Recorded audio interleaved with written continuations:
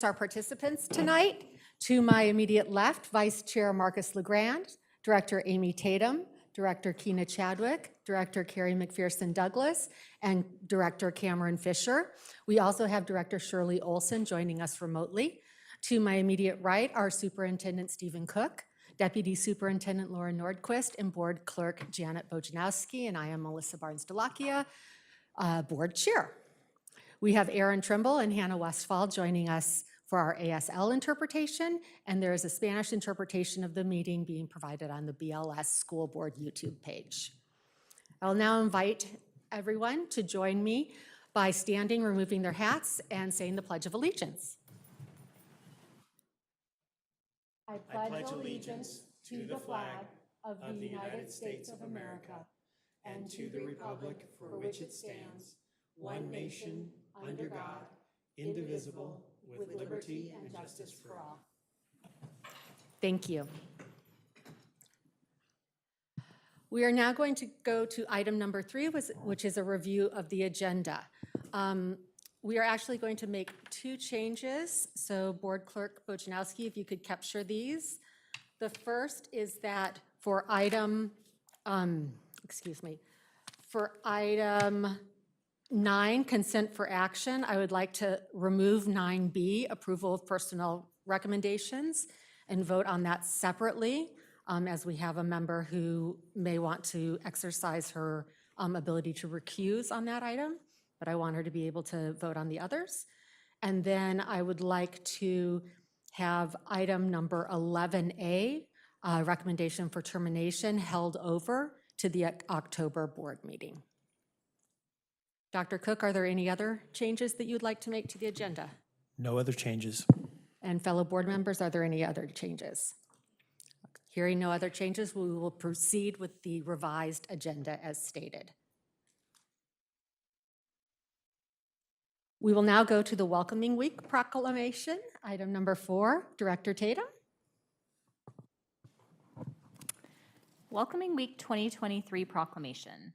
Whereas our community, state, and nation are stronger when we work together as a people in seeking the American dream through the shared values of hard work and equitable opportunity.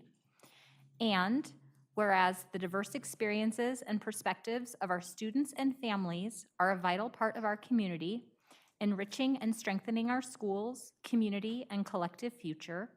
And whereas the success of Ben Lapine Schools depends on making sure that all students and families feel welcome and experience a sense of belonging, including those who are underserved and or marginalized, who are recent immigrants, who are Black, Indigenous, and people of color, who are experiencing poverty, houselessness, or foster kinship care, who are LGBTQ+, who are experiencing disability, and who are linguistically diverse.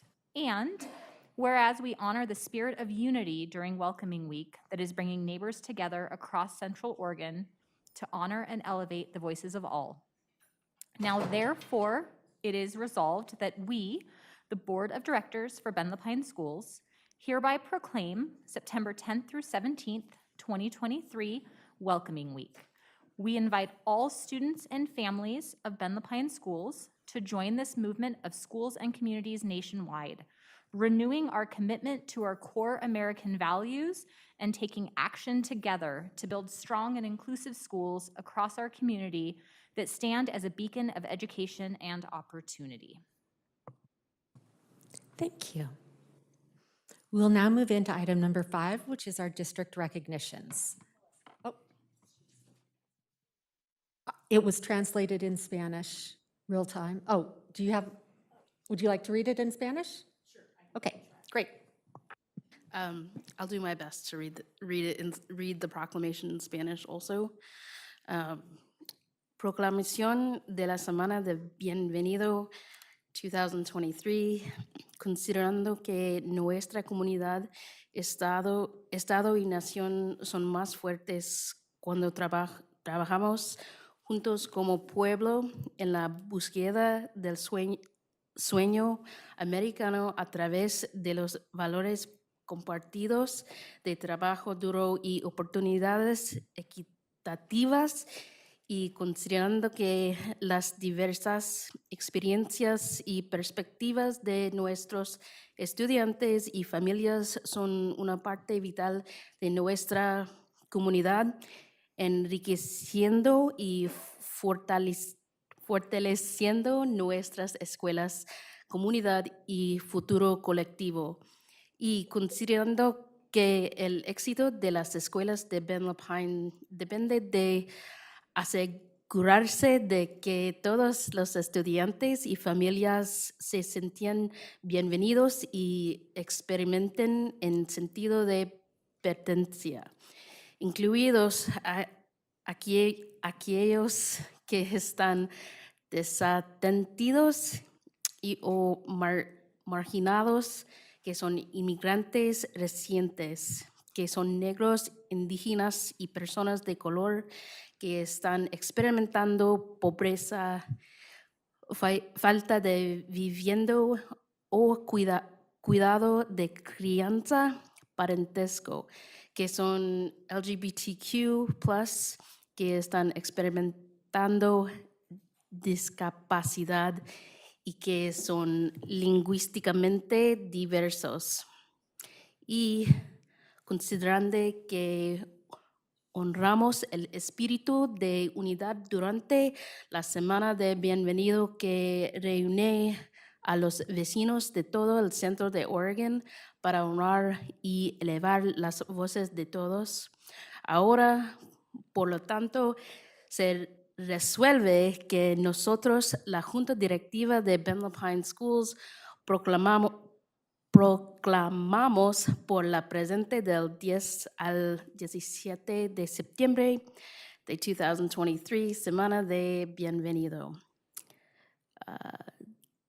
Invitamos a todos los estudiantes y familias de las escuelas de Ben Lapine a unirse a este movimiento de escuelas y comunidades en todo el país, renovando nuestro compromiso con nuestros valores estadounidenses fundamentales y tomando medidas juntas para construir escuelas sólidas inclusivas en toda nuestra comunidad que se mantienen como un faro de educación y oportunidad. Lo siento porque mi español es muy mal, pero estoy tratando. Thank you very much, Director Chadwick. With that, I will take a motion to approve. I will make a motion to approve our Welcoming Week proclamation. I second that motion. Great. Director Tatum moves and Director LeGrand has seconded. So if you would like to declare September 10th through 17th Welcoming Week, please say aye. Aye. Director Olson?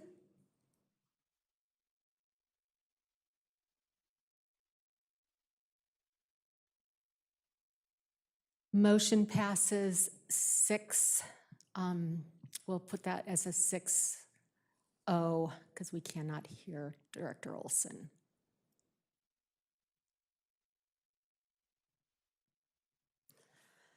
Great. We will now move into item number 5, district recognitions. And I'll hand it over to Superintendent Cook. Thank you, Chair Barnes-Delakia.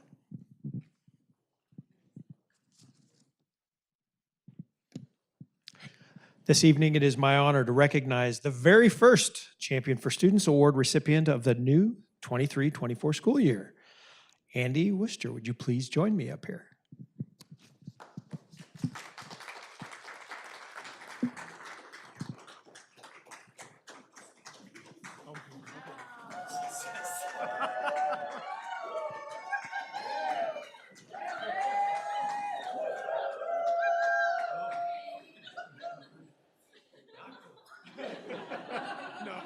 No, this is super cool.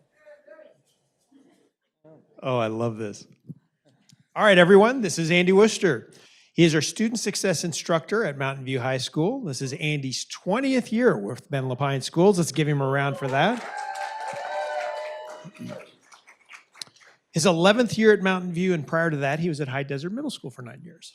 I didn't know that. Yeah, that's great. Okay, for many years, Andy was a special education case manager with a behavioral focus. And starting in 2020, he became one of our student success instructors. What a student success instructor is, you may wonder.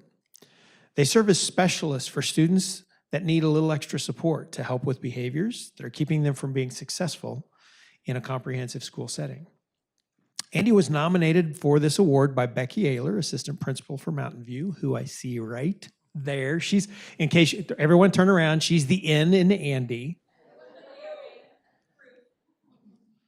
And she said the following: Andy doesn't need a desk. He does his best work on his feet with zero prep. It's not that Andy isn't well read or current with best practices. He doesn't need to prep because his entire life has prepared him for each day of school. Andy has a fantastic ability to recognize what is weighing kids down today and how it's different from what's weighing them down tomorrow. He is regularly in our hallways, checking in with his list of students while keeping his eye on the masses passing by, including our school staff. His heart is huge, his work ethic is solid, his sense of humor is on point, and my favorite quality is that Andy is as real and as genuine as they come. He will shoot it straight with you every single time. If you can't find Andy, look for the Hawaiian shirt, the rainbow lanyard, he didn't wear it today, and the genuine smile that will always be directed back at you. Andy, it warms my heart to be able to read these words and to have all of your friends back there celebrating you.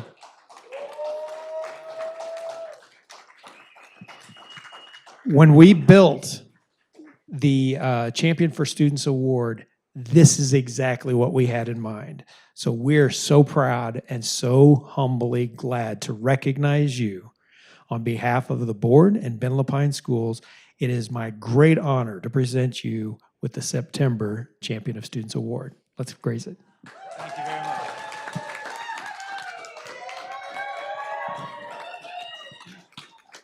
much. Yeah. All right, in recognition of your heartfelt dedication to supporting students of Mountain View High School, students trust and rely on you, and every day you are there for them. We admire the sensitive insight and authentic approach you bring to your work as a student success coordinator. Ben Lapine Schools is proud to count you among our champions for students. Let's take a picture right there. I'm going to hand him the mic in just a second, and then we're going to ask you to come up and get a photo with him, okay? You guys are awesome. I work with really great people, and it makes it a lot easier, and it's a lot of fun. It can be really challenging, but most importantly, we all just do what's right. We just do our best to serve all of our students and listen, validate, welcome. I don't know. That's about all I got. But thank you guys. You guys are awesome. Very deserving, very deserving. Come up, let's get some photos. Come on. Come on, you too, guys, come on. It's going to take an hour if somebody doesn't lead. Come on up. Okay, nope, get over here, not by me. Oh, you got to do it in order. Okay, we'll start farther this way. Let me get on this side. Let's see how well they can spell Andy again. All right, there we go. All right.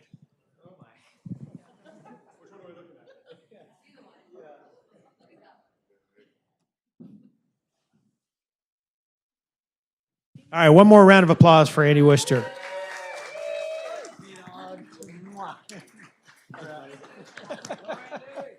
Thank you. Nice job, Andy. Thanks, man. Congratulations. Appreciate it. You bet. And that's it for Champion of Students for today.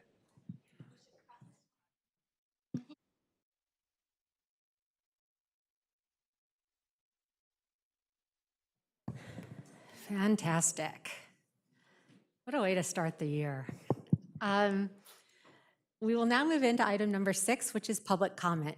The board and district leadership value communication from students, families, staff, and community members as it helps to inform and guide the work of Ben Lapine Schools.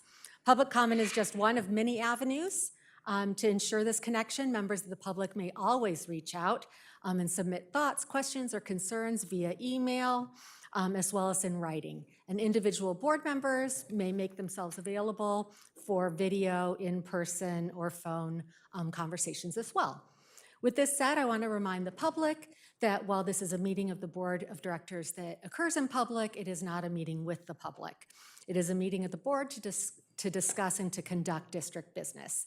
As such, the board will not respond to any comments made during tonight's meeting. However, issues may be recorded and referred to the appropriate staff person to follow up with you. We will now open for public comment and hear from stakeholders on topics that they appear on the agenda, in the order that they appear on the agenda.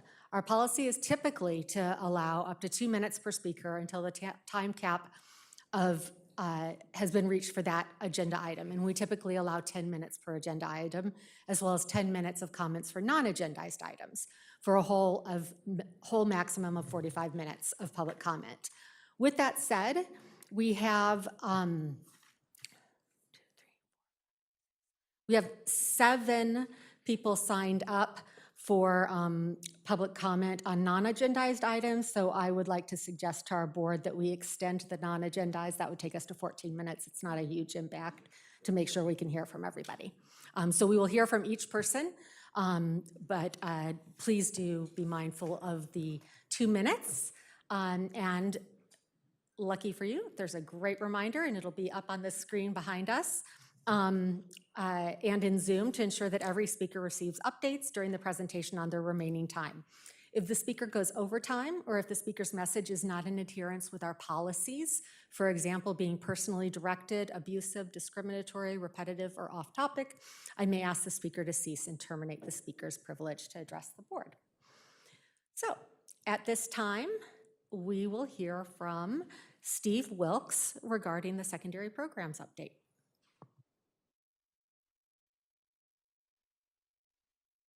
Steve? Did Steve call in? Yeah, he said he was in person. Okay. We will then move into our non-agendized speakers. Our first speaker will be Lisa Massetti. And Lisa, please correct me if I did not pronounce your name correct. Okay. You'll come to the podium, excuse me, and then there's a button on the microphone, so make sure that that's green. I was here today. I had concerns regarding 7th and 8th grade students at some middle schools, at least Pilot Butte is, I know for sure, and them having PE only 1 semester. I also was hoping to find out what drove that decision and also why it has not been communicated to the families. And we know, I work in healthcare. I'm a pediatric nurse, and we know how important that physical education is for kids, especially, 12-year-old preteen pubescent kids. Yeah, I just was hoping for some answers. Obviously, I'm not going to get them tonight, but that was my concern. Great. Thank you so much, Lisa. I have your contact information, and we will have somebody follow up with you. Thank you. Next, we have Renee Gonzalez.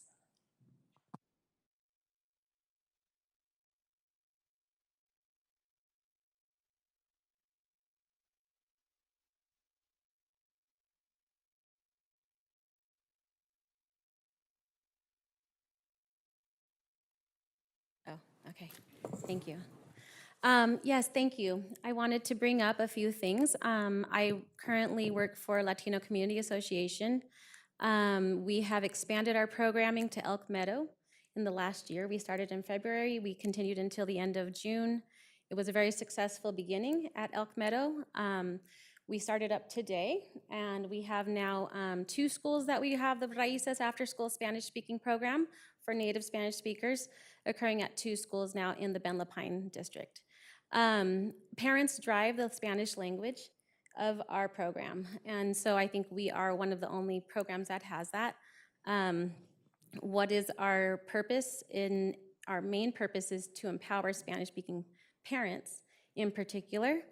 And what I find challenging and disappointing with Ben Lapine Schools is that the way that the DEI department is working with LCA doesn't really have a lot of action item to follow, words.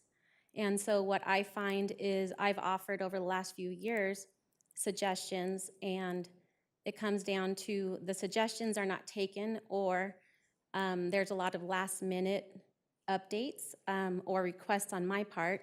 And I know very well that our CBO, Latino Community Association, that our participation in surveys is very important for the allocation of Student Success Act funds. And so over the summer, I was given a 1-week time frame to get feedback to you all, or to the DEI program. And I thought that was not the way that a relationship should be led, especially when we've been a part of Ben Lapine Schools for 7 years now as a Latino Community Association program. So I wanted to make sure that our community center has always been open to you all to have parent information nights, to have times where parents are able to come and sign up and learn how to become a volunteer for the schools. Get any information about your free and reduced lunch, which I know is also connected to Student Success Act. So I just wanted to make sure you all are aware that our relationship doesn't feel like it's growing. It feels like we want to grow, and I think just making sure that the actions are following through. Thank you. Thank you, Renee. So on that one, we'll need to have a follow-up as well. Thank you. I also have Daisy Gallegos. I know I didn't do that correctly, but also from LCA speaking, but also a parent.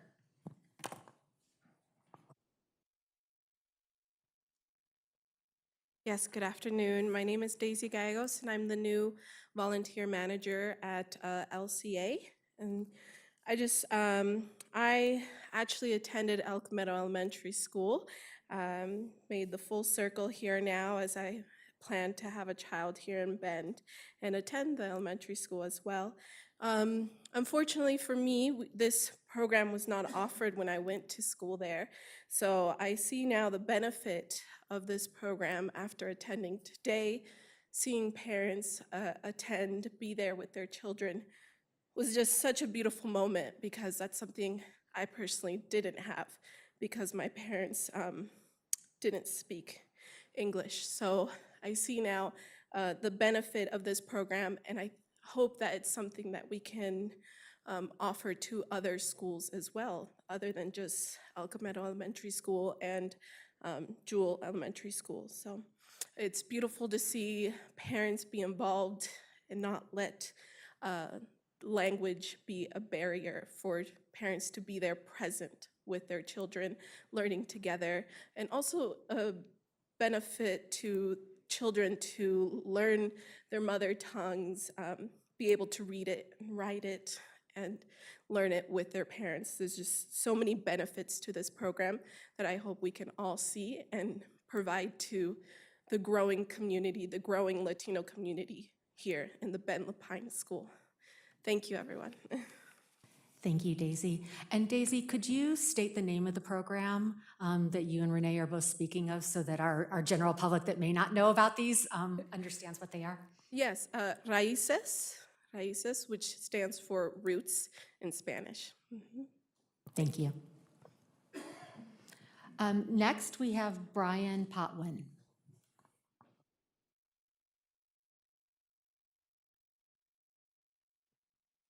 Good evening. My name is Brian Potwin. I'm the Executive Director of Commute Options, and I'm here this evening to talk about our Safe Routes to School program.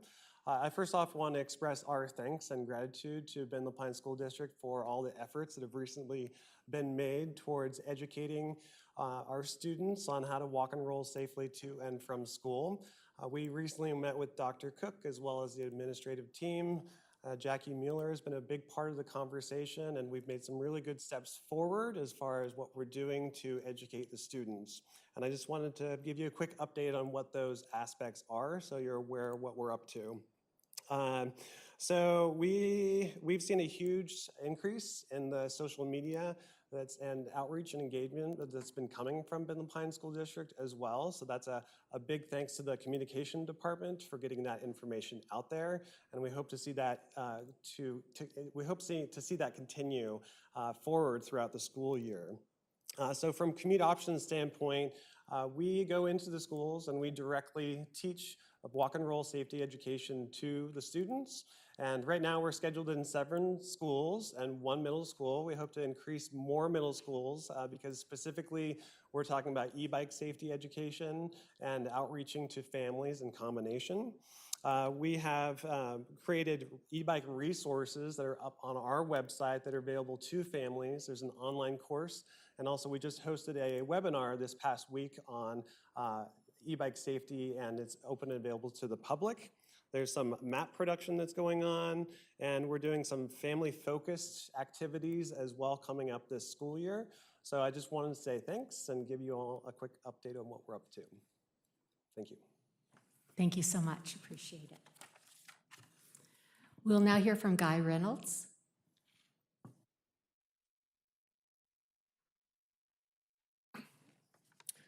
Hi, good evening. My name is Guy Reynolds.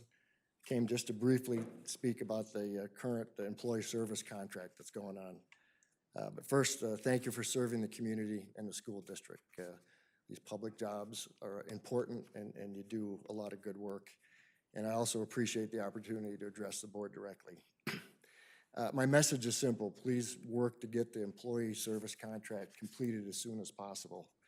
I was a federal government contractor for a long time, and each time I worked without a contract, it was frustrating. I think there's now unnecessary and avoidable uncertainty for everyone affected. It's amplified each day the process goes on, and I suggest the board can reduce uncertainty by being more proactive. Specifically, I ask that you consider holding additional special meetings to receive more formal updates from the teams involved in this, to provide guidance as required, and simply to keep the process moving forward and not get bogged down in administrative processes. And also, if more fiscal resources are required, I'd ask that you use your authorities to go to the community to get those, because education is a #1 priority. Again, thank you for serving the community, and thank you for listening today. Thank you so much. Can we have probably Steve Herron do a quick check-in follow-up? Yeah. Thank you. Megan Perkins is next.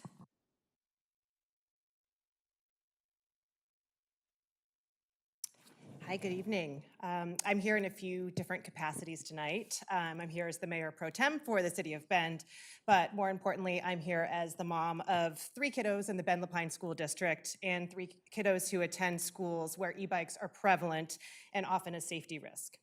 When we lost a Bend teenager to an e-bike accident a few months ago, I said enough is enough, and I called Representative Levy and asked what we could do about it legislatively. I asked the community what they thought about e-bike safety. I contacted our police to talk about enforcement, and I contacted Commute Options to talk about education.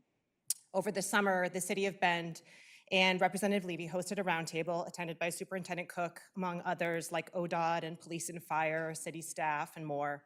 And we had a very honest and robust discussion about e-bikes and what we need to do next.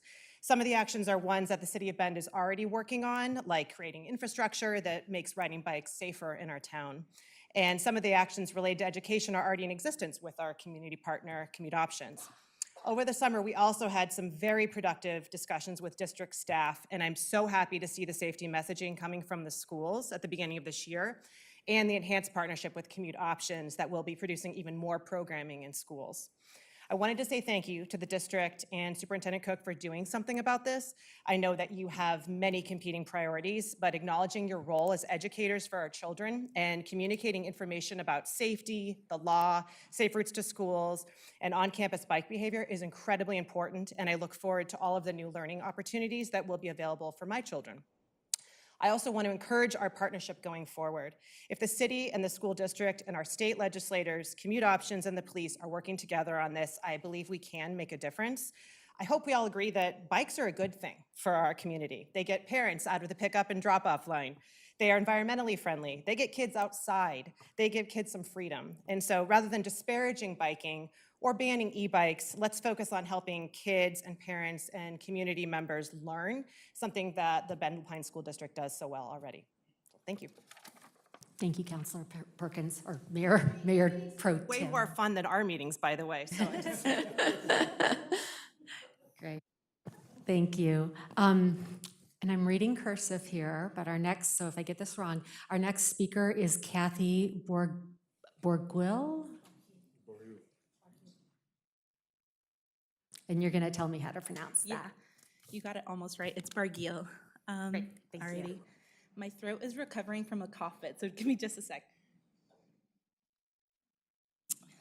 Alrighty. Yeah, so I didn't really come with much prepared. I'm just speaking about a concerning incident that happened last year during a football game. I was there with a friend. It was over at Summit High School. It was a middle school football game. And while I was in the stands, there was a young Black student who was being bullied quite noticeably by other white students in the area. Their hair was being pulled. They were being called some pretty derogatory terms. And it sticks out in my mind because as we walked into the stands, there was somebody at the entrance who, through conversations, was identified as a school counselor in the district and was in observance at the game. Parents were sitting in the bleachers as well, and no one said anything. No one called it out. And I actually followed up with Director LeGrand, who I think walked me through the steps in submitting a rather obscure form on how to report an incident.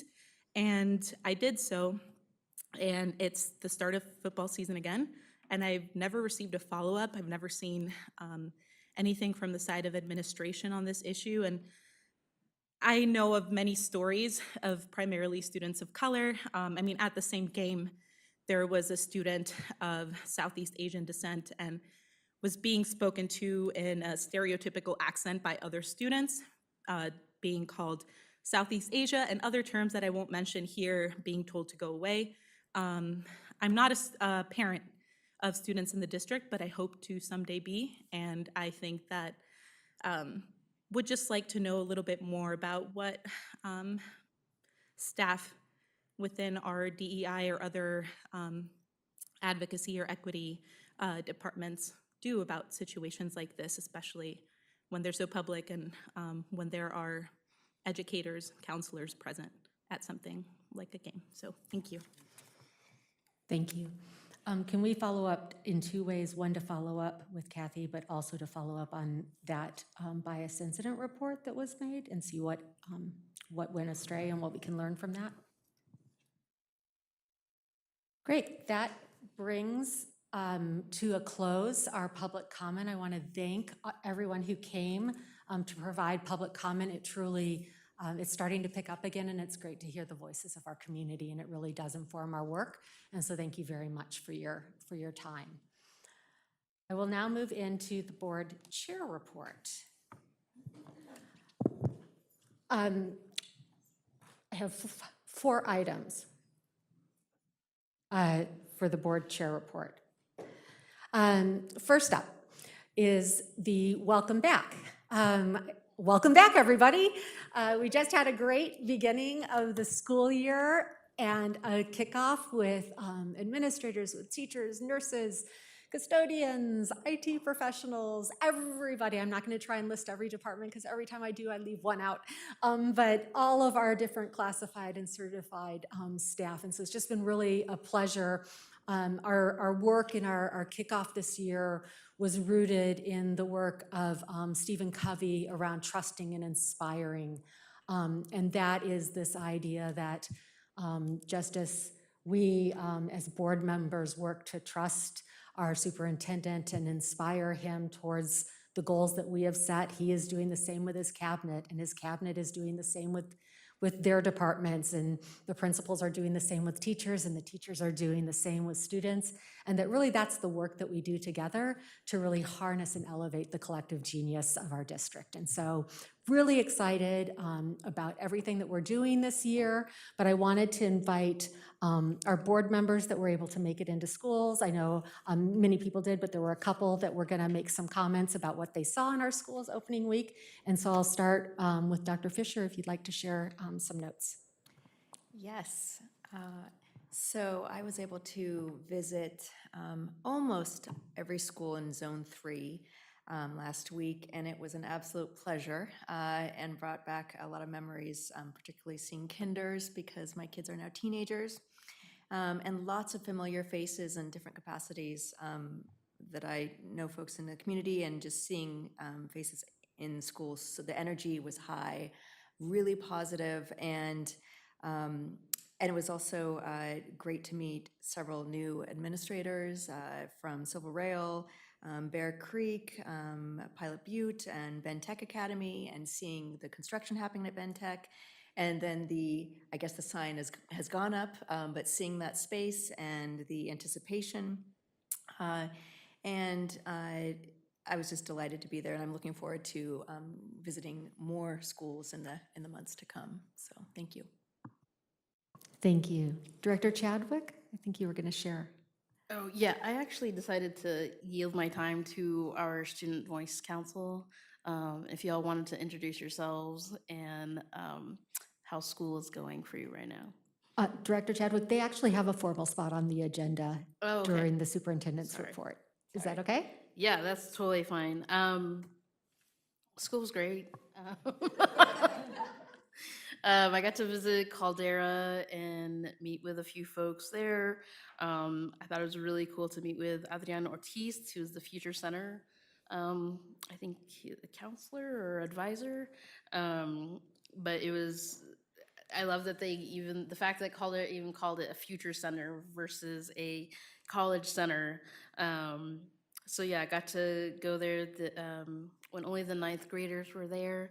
And just setting that school energy with having a full school. Yeah, so that's very exciting. Do we have Director Olson on and able to make? Okay, Director Olson, I know you wanted to share some thoughts from opening week. Hear me, Melissa? Yeah, we can hear you. Yay! Oh, yay. Thank you very much. I just wanted to note that I attended a 6th grade orientation, a 9th grade orientation, a kindergarten orientation, and what I saw, teachers setting expectations with students, content expectations, behavior expectations, student involvement and interactions, and the staff introductions of themselves, which I thought was wonderful, and talking about belonging, acceptance, and support of all kids. So I hit 8 schools in 3 days. That's a pretty good record for me, but thank you for the opportunity. And obviously I will be involved in some other school activities coming up pretty soon. Thank you. Thank you. So that brings us to our second piece, which is I wanted to discuss with our board a proposal I have for school adoption. In the past, Ben LaPine schools, the board has had, each board member has had adopted schools. And that kind of fell off during COVID, and we'd like to be able to bring that back. the challenge we keep having is that nobody wants to give up their schools from their zone, right? And there's 2 at-large people that need schools to visit. And so, how do we manage that? So I'd been thinking about it, and I had a proposal I wanted to share with you, which is that we would each school would actually have 2 board members that adopt it. And so every board member that has a zone with schools in it would have their schools, plus as many more as they need to come to 10. Because if I did 37 schools because I included our charters and our COIC campuses and J. Barjay and Sister Academy. I grouped a couple of those, but it would roughly work out to everybody having 10 instead of just theirs in their district. And that way, schools, on the upside, it would be kind of a win-win. I think schools would have 2 board members that came to visit their school at least once during the school year. And then in 10 schools feels manageable if it's at least, if you do 1 per month, you'll have been to every school on your docket, and they'll have had at least 2 visits during the school year from the board. And so I wanted to get some feedback on that idea from you guys. I have no objections or concerns to that. I would hope, though, that we would obviously still be able to visit other schools without any sort of limitation on that. And I would just say some of us might have preferences of schools to be assigned, so hopefully that would be taken into account. Like, my children go to schools that are not in my zone, so I would want those schools as my schools. So are you going to assign us, or are we going to have a conversation about where you're putting us? I have a handy dandy Google spreadsheet all set and ready to go where you will indicate which one. So I'll have how many more you need to sign up for each person. So for example, like Amy, you have 7 because you only have 3 schools in your zone now with the way we rezoned. And I think someone else, it might be Cameron, only has like 1 more because they have 9 schools in theirs. So I'm asking people, you get like the number 1 choice, like the ones you really want, and then your backup lists as well. And then we'll look at those and have a conversation if we need to, where we can accommodate. But yeah, definitely including preferences. Yep. I don't have a strong opposition, but just one concern in that generally in life, shared ownership can lead to no ownership. And so I think like an alternate would be for every board member to have 5 schools that they're like really focused on, and it's very clear who their person is. So I just want us to think through, like, if 2 people are assigned, then is there a little less, commitment to that school? And would it be better, just given that we all have jobs and kids and other things, if each board member had 5 schools instead of 10? And anyway, totally open to either. I don't have a strong objection, but just an alternate perspective.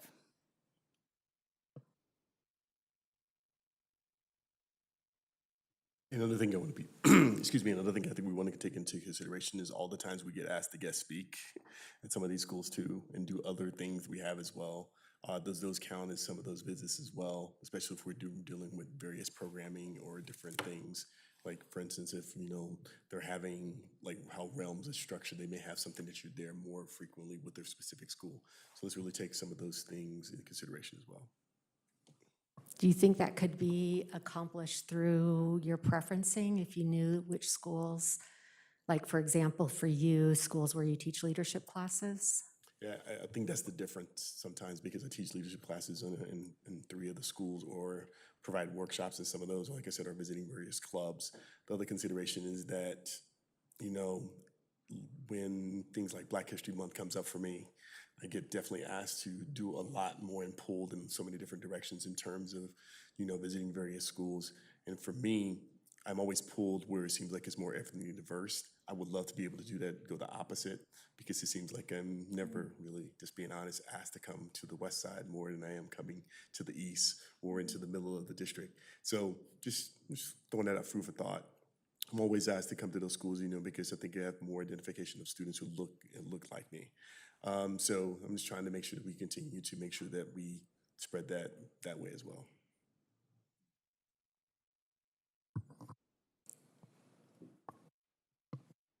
For me, being so new, it's hard to imagine what it would look like. So I feel very flexible at this point. From my understanding, prior to being elected, I kind of thought the zone was really just about the election piece. And then when I was picking schools to go visit last week, it was just a starting point and kind of a way to funnel down. So I'm flexible with whatever is decided, yeah, because we can go anywhere and we can be available to everybody who wants to email us and connect, right? Yes. And I just want to just counter Carrie's point a little bit, only because the limitation of 5 is I feel like everyone should have middle, high school, and elementary. And if we limit it to 5, then you're not necessarily getting the broad perspective. And maybe that would work out differently, but we don't have, 7 comprehensive high schools. So that would just be my concern with that plan. And similarly with South County. And South County really is the bigger challenge on here, because I know that Director Olson would really prefer to keep all of her South County schools, which she is in quite a bit. But I also know that the board members that are located in Bend would like, and are representing Bend, would like to be able to get into South County as well.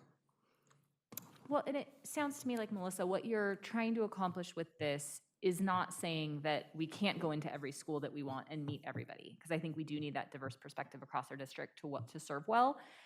So is the intent that when a school has an event and they want to invite board members, that the principals there know who to reach out to first? Would that be an accurate way to say it as well? I would say, I'd rephrase it just a tiny bit, but the feedback that I've got from level leaders is that the principals miss having who their go-to board person is. And so that the principals would know who the 2 board members are to call on or invite to things. And from that perspective, I think it makes a lot of sense, because I also feel like sometimes as a board member, like I can form relationships with principals. There have been some that I'm like, oh, I really love them and want to go back and talk to them all the time. But, I've met them a couple of times. So I think in that respect, I think this is a great plan and something I'm very supportive of. And I think the hesitancy is just feeling like but then we can't go to other schools. And that is not clearly the intent. And I completely support it with that clarification. Great. What I'd suggest is let's try it this year, see if we can handle the accountability piece, and then I will send you the spreadsheet after this meeting. Okay? And then, lucky Board Clerk Bojanowski, I will be asking you to support me in making sure that we do like an equitable placement. Great. Third item on my list is the stipend that we spoke to. As some people may or may not know, there was a House bill that was passed, which now allows school boards to consider providing a stipend to board members. I met with Superintendent Cook individually to discuss this, and I think walked away with a strong belief that it is something that we need to pursue when we look at it through an equity lens.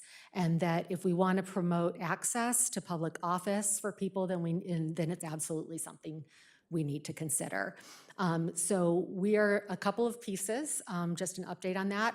I have asked that we do move forward in exploring that. We have determined that it will be an opt-out stipend. So everyone will be offered it, and then you privately can decide whether you want to take it or not, but it will be an opt-out stipend. And then there are still remaining pieces. It's really unclear right now, but things like payroll, how to do all of the payroll implications, because it's not pay, it's a stipend, and we are not employees of the district. So there are several things there. I also want to recognize that it will be a budget impact, and we will budget it in for next year, but it will be a variance for this year, depending on how many people opt out or not.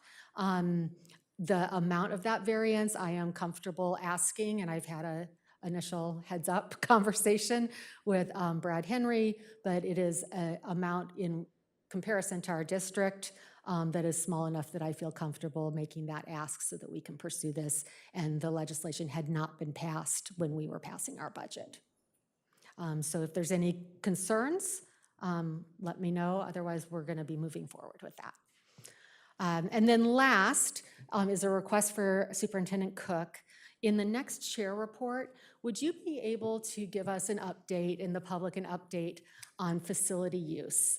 And how our facilities are available to the public for lease and what the parameters are, including that scaled piece. We've been receiving some communication from the public of people that are interested in understanding that better.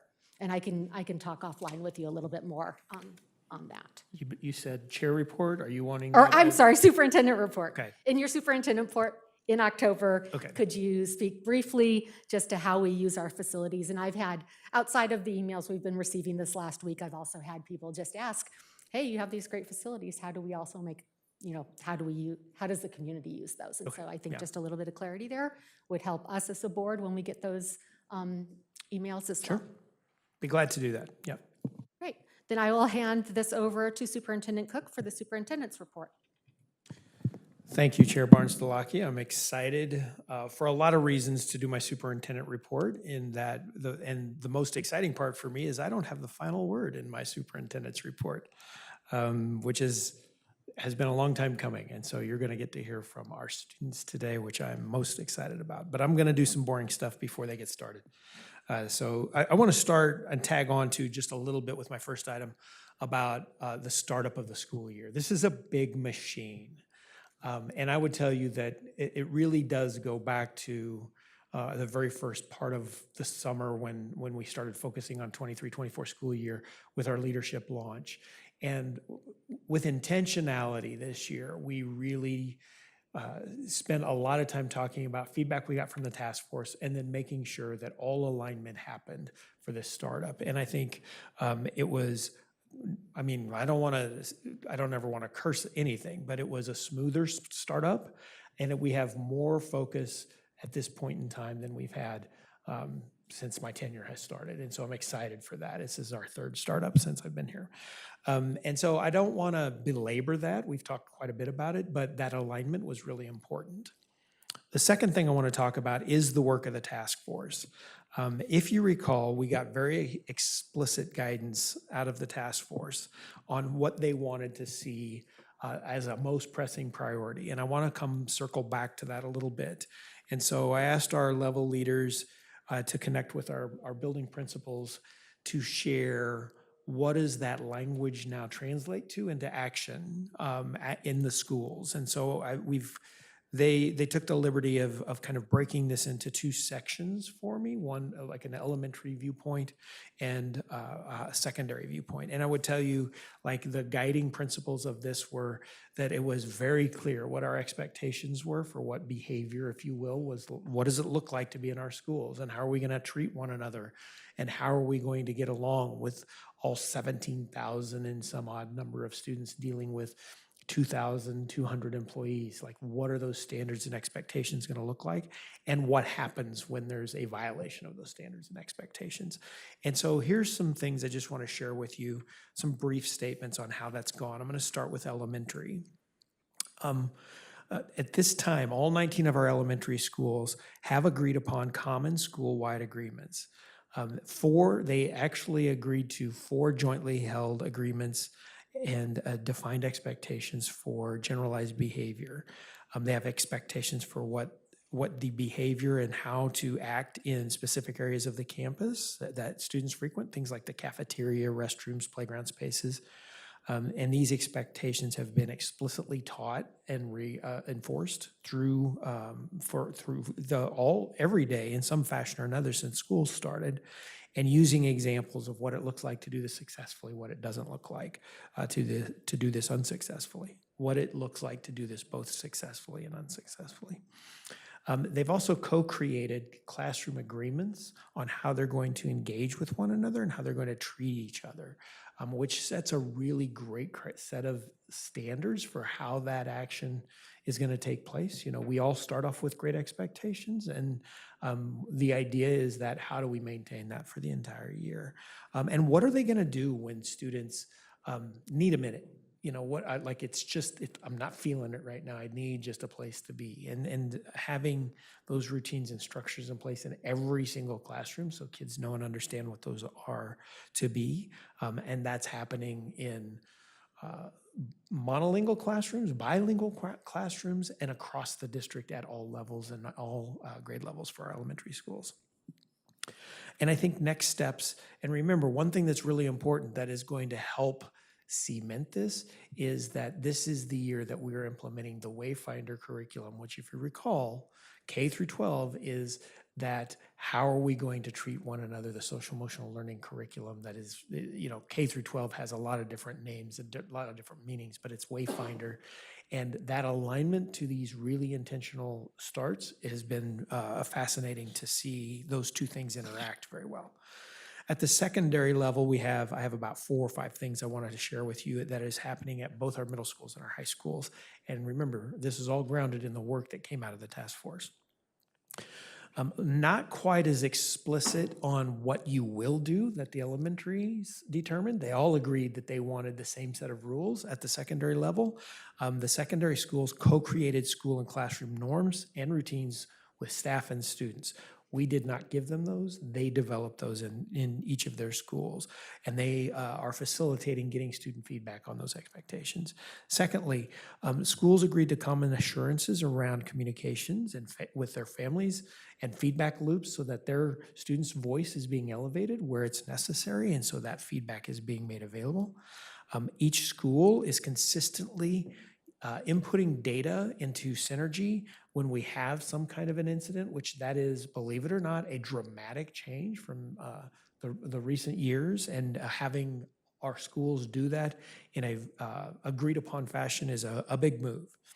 Also, each secondary school is implementing consistent expectations around family communication and accountability measures for personal cell phone devices. Oh boy, has this been an interesting conversation, and we're getting interesting feedback. This has been right now. I don't want to overstate this, but in the middle schools, off and away means off and away, and not out, and not like just out of sight, but off and away. At the high school, it's bell to bell, and so those are 2 different sets of criteria. And based upon, there's different needs, if you would argue, right, at the middle schools, beginning of school to end of school, whereas high school, it's class time. We're going to focus on this tremendously. This is the second year for our middle schools to take this on, and we had growing pains. If we want to talk about that, we'd be glad to present you some of those pains, but we did have, so I would say, significant success last year with this and reduced amount of harassment and bullying types of experiences because of it.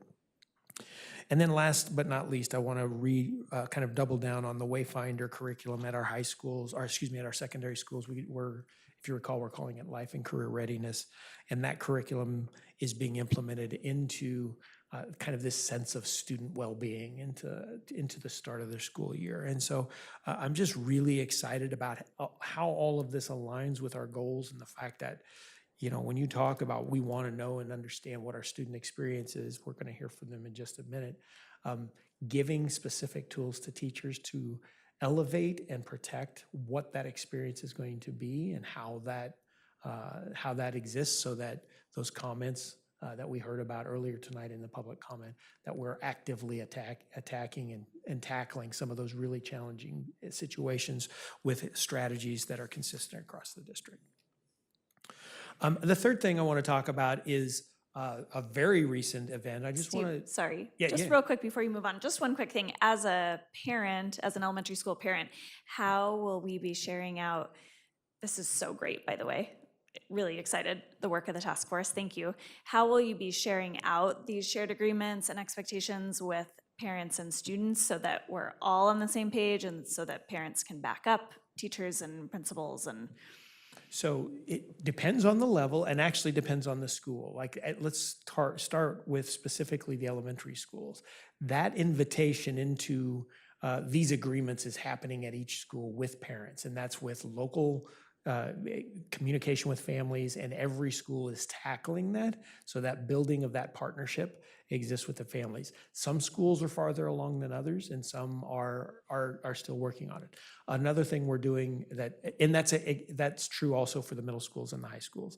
One thing that is a significant change from last year is that we are doing a shorter but more intensive family newsletter. Instead of once a month, we're doing every other week, and we're alternating a staff newsletter and a family newsletter that is that you can read the entire thing without modification on a mobile device. And yeah, of course, here we're just talking about controlling the use of mobile device, and then we are actively using our communication strategies with parents with mobile devices. And so the irony is that we've seen a tremendous increase in the amount of engagement on those documents because you can just do it right on your phone. And we're actually tracking the amount of time that people are staying engaged with those. And so look for more of that as this starts to build and creates its own kind of momentum. But that communication expectation exists for every school. And then we're also, as a district, doubling down on that with those new strategies for communication strategies. And that's full credit to Scott Maben and Becca Berta for that, taking that on. Okay, third thing, Summit High. We had I don't want to spend a lot of time unpacking all of that. I will tell you a couple of things. Number one, I want to celebrate, first of all, our students who I can't speak to this enough, that took the time to say, something's not right. I'm concerned for the safety of our school. And that is a cultural issue that I want to bring attention to every single time we get an opportunity. If something is out of alignment, if something is wrong, please say something.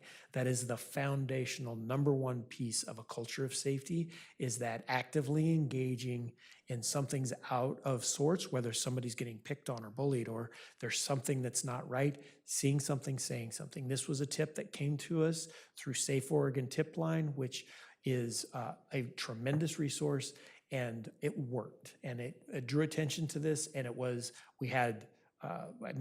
it's difficult and challenging to talk about this.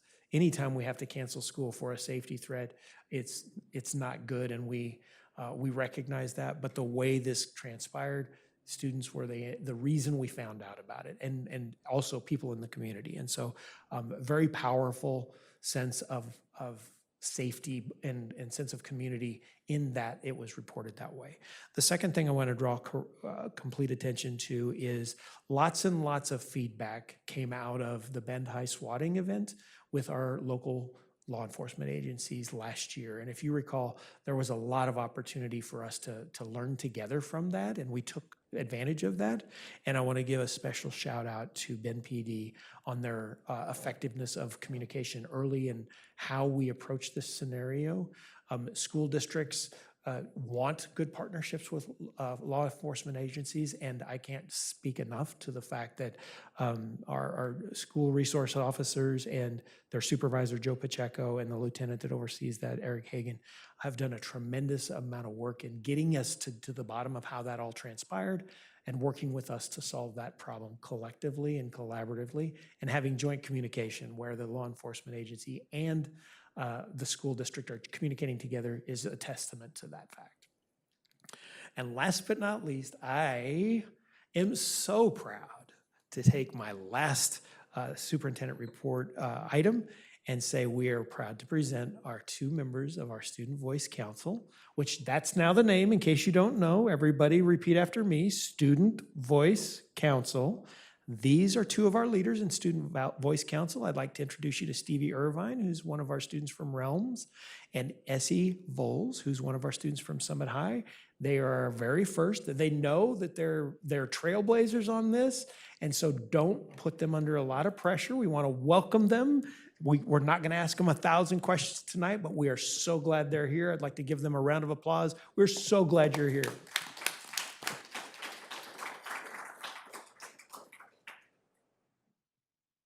Hello, and thank you all. Yes, I'm Stevie Irvin. I am a student at Realms High School, and I'm delighted to be one of the first of many students to be sitting at one of these board meetings. to serve as a voice for the student bodies of the Ben Lapine High Schools. We believe that students deserve to have a voice in how schools educate, engage, and ensure students feel a sense of inclusion and belonging. Those of us in the Student Voice Council believe that bringing students together will help us learn from each other's diverse perspectives and be able to support the work of this board and the district. Okay, I'm Essie, and I go to Summit High.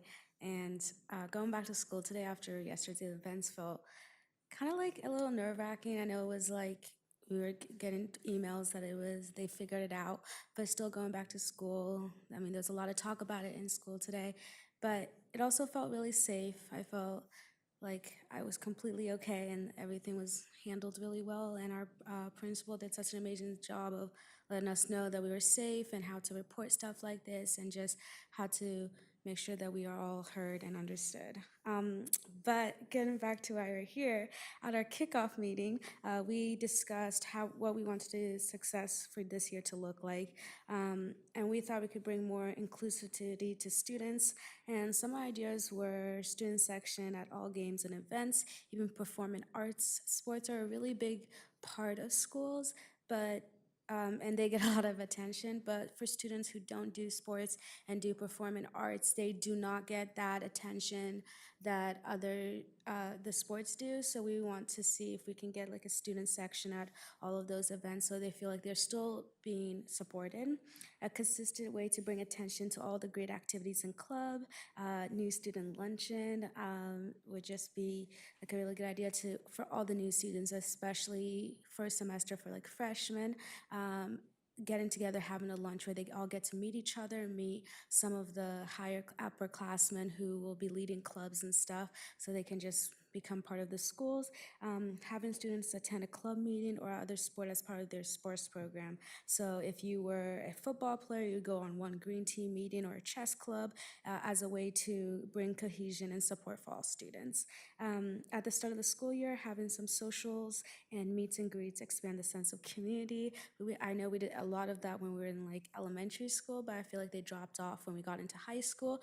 And I still feel like that's really important just so that we are meeting each other and our sense of community is just much stronger.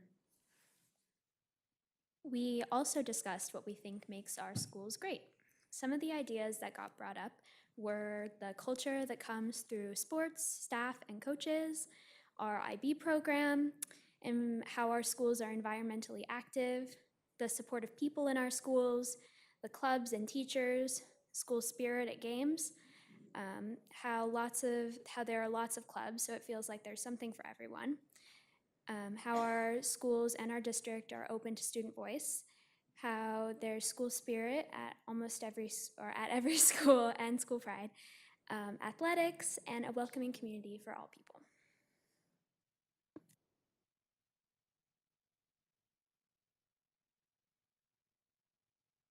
Can I ask a question just about norms now that we're so thrilled to have you up here on the dais with us? And I don't know if you've talked about this, but are we welcoming them to jump into any conversation anytime? And are you all comfortable if we want to bring student voice into a conversation that we turn and ask for your opinion or thoughts? So Stevie, let me hold up the document we gave you. So this is color coded. Like this is a starting, like they're gonna, like there are things where it's like, yeah, just let this happen. We coded that red. There's one I think that's yellow or orange. I think that's kind of like, you might be asked questions about this. And then there's those that are like green, which is please engage on these things. And so I think, and maybe we need to color code the board the same way. So it's a trigger to make sure that we are inviting them into places where that's a great place for student voice to find a place. And then I wanted to at least share that part because we're building this.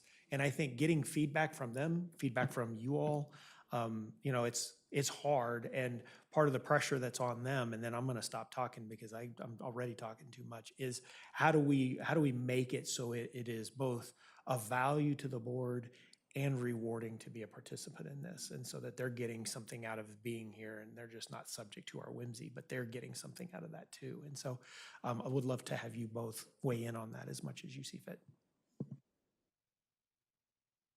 Yeah, the color-coded document's really helpful, being able to know sort of the layout of board meetings and where we should be talking and where we should not be talking.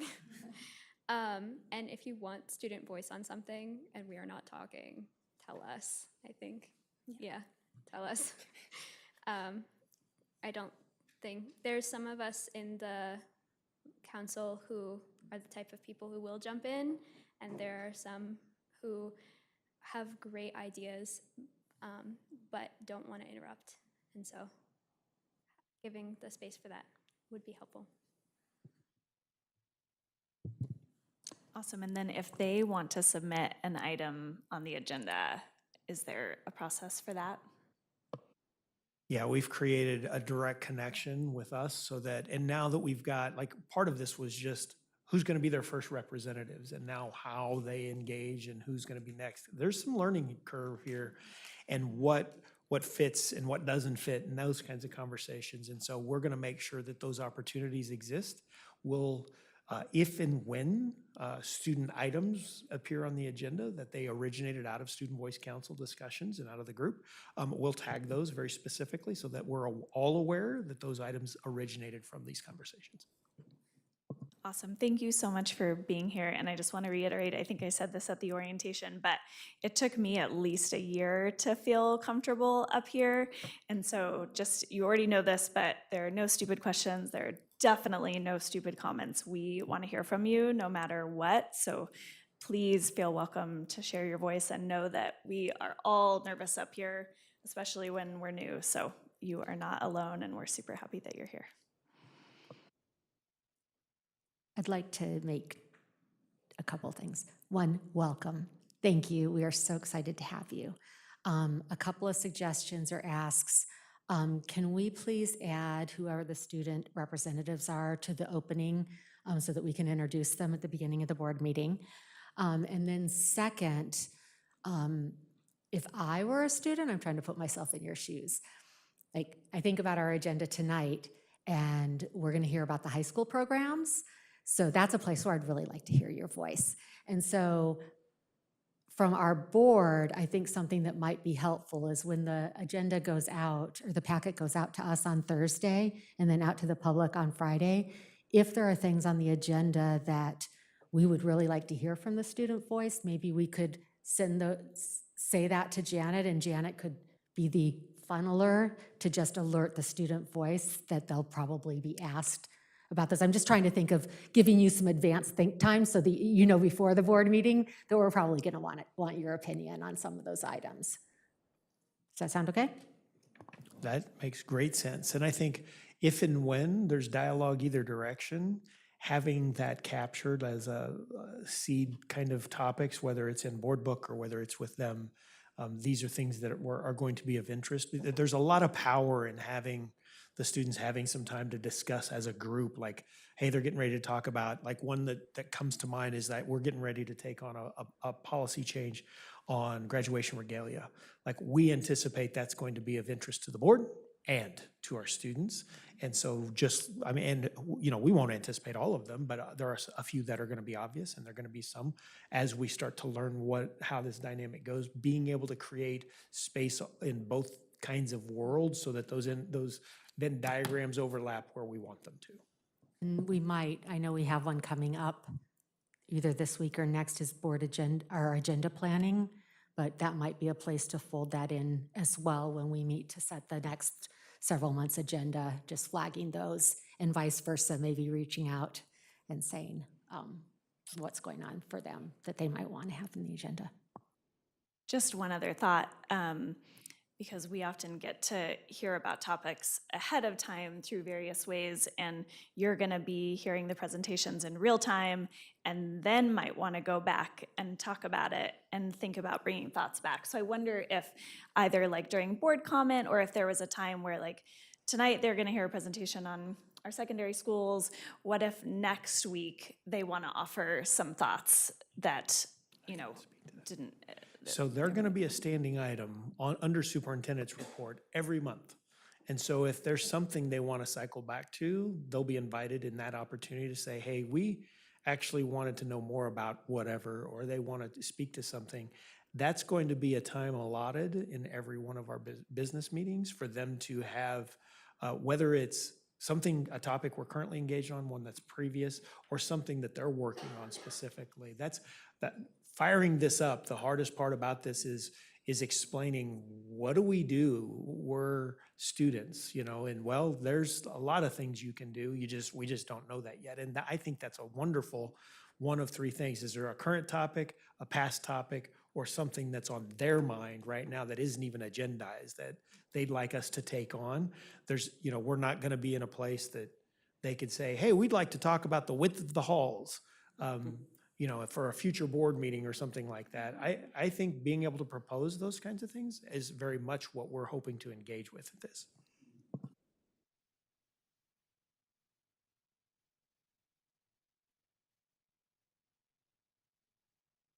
All right, so exciting. So we're going to get into some meat of this meeting.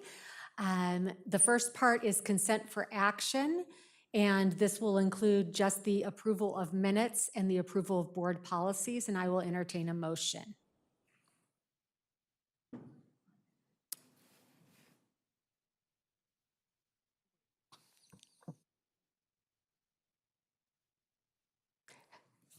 And the recommended motion would be, I move to approve the consent for action, including 9A and 9C only. I was going to, but then I wasn't sure. So I move to approve the consent for action as presented.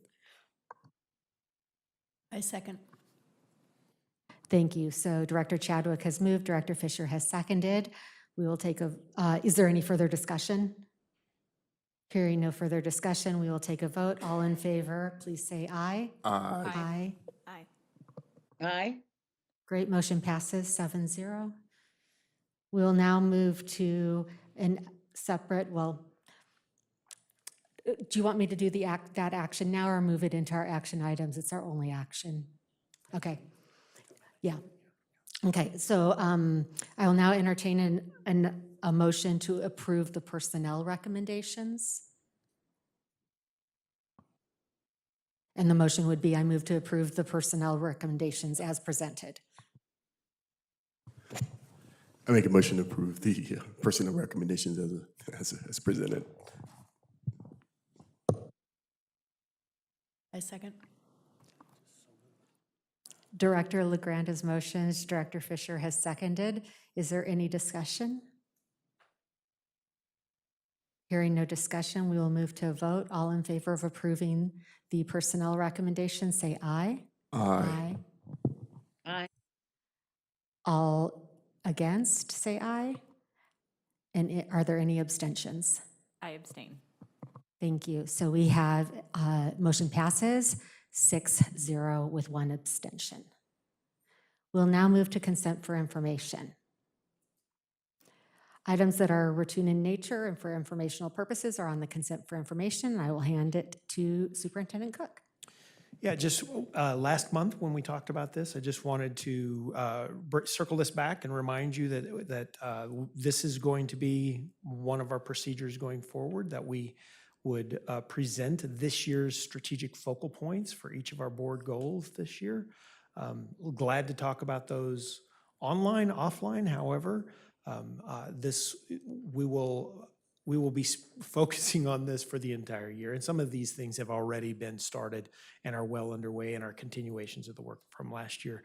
As you know, all of these are aligned to the established goals that the board has and what we've agreed to say, these are the ways we're going to monitor our success of reaching those goals annually, and what are we focusing on this year. And so we're going to keep that and place that in consent for information for anybody to see and look at what we're focusing on this year, and glad to stand for any questions.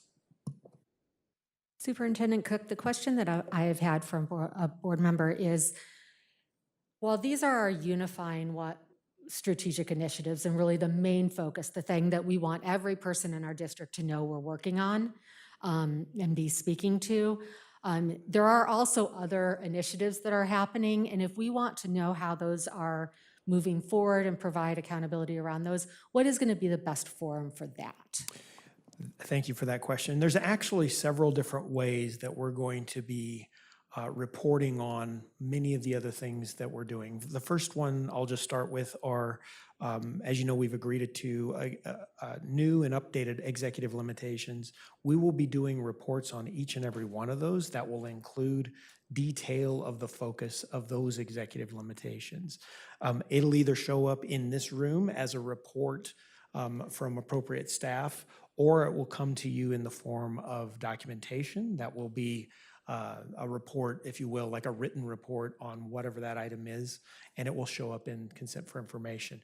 Additionally, anytime a board member has requests for, just like the facilities use thing, with an appropriate amount of preparation time, we can report on any of the actions that the district's focusing on.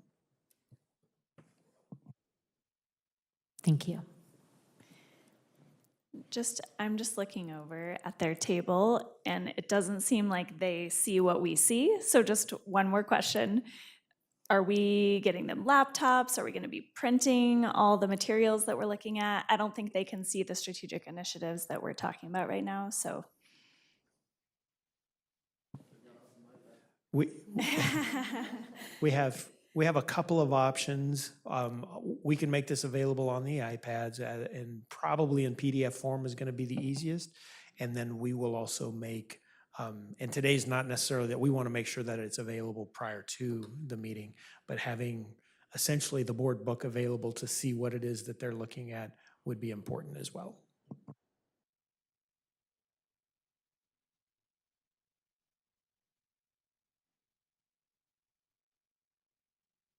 Is there any further discussion? Okay, we already did our action item, and the others moved to the October. So now we are going to go into reports. Our first report is 12A enrollment update by Brad Henry, our Chief Operations and Financial Officer. Thanks, Melissa. I believe at your places you have a one-page sheet that looks like, it is on, it's green. That better? All right, I'll hold it up here. You should have a one-page sheet that looks like this at your places. It's also on the screen, although it's better. Thank you. Each year, we right after the start of school, we bring the enrollment report to the board, give you an idea of what enrollment looks like in our schools.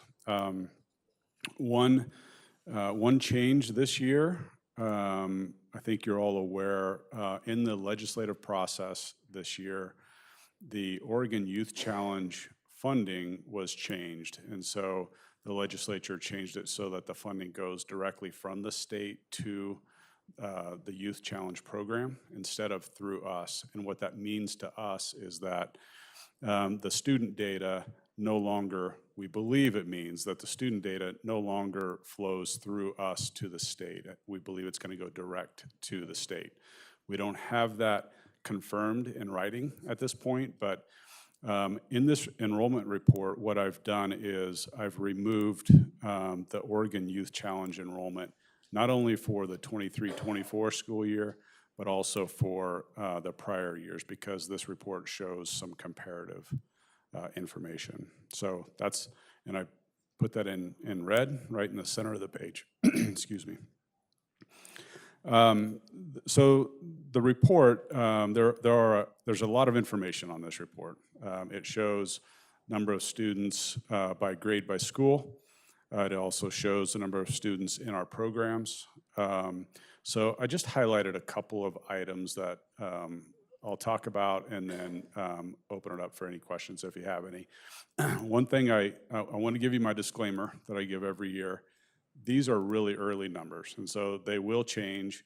We submit to the state I guess if you want to think of them as official or formal enrollment numbers, we submit that on October 1st or as of October 1st.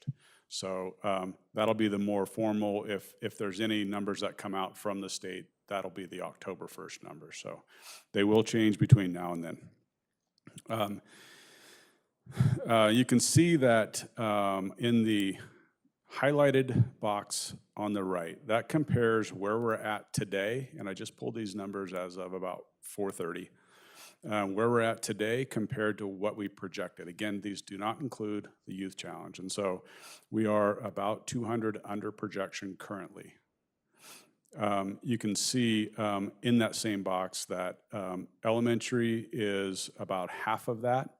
And if you go up to the top box, you can see by grade what those deltas are, those differences are. A large part of that is in kindergarten, which is, of course, the hardest to project. You can also see that middle school is the only level that is a little bit above projection. They're 9 above currently. High school is a little bit below. I believe that our schools are pretty clean, meaning that every year we go through a process of, students come to us late, just before school or even after school has started. And so we get those enrolled as quickly as we can.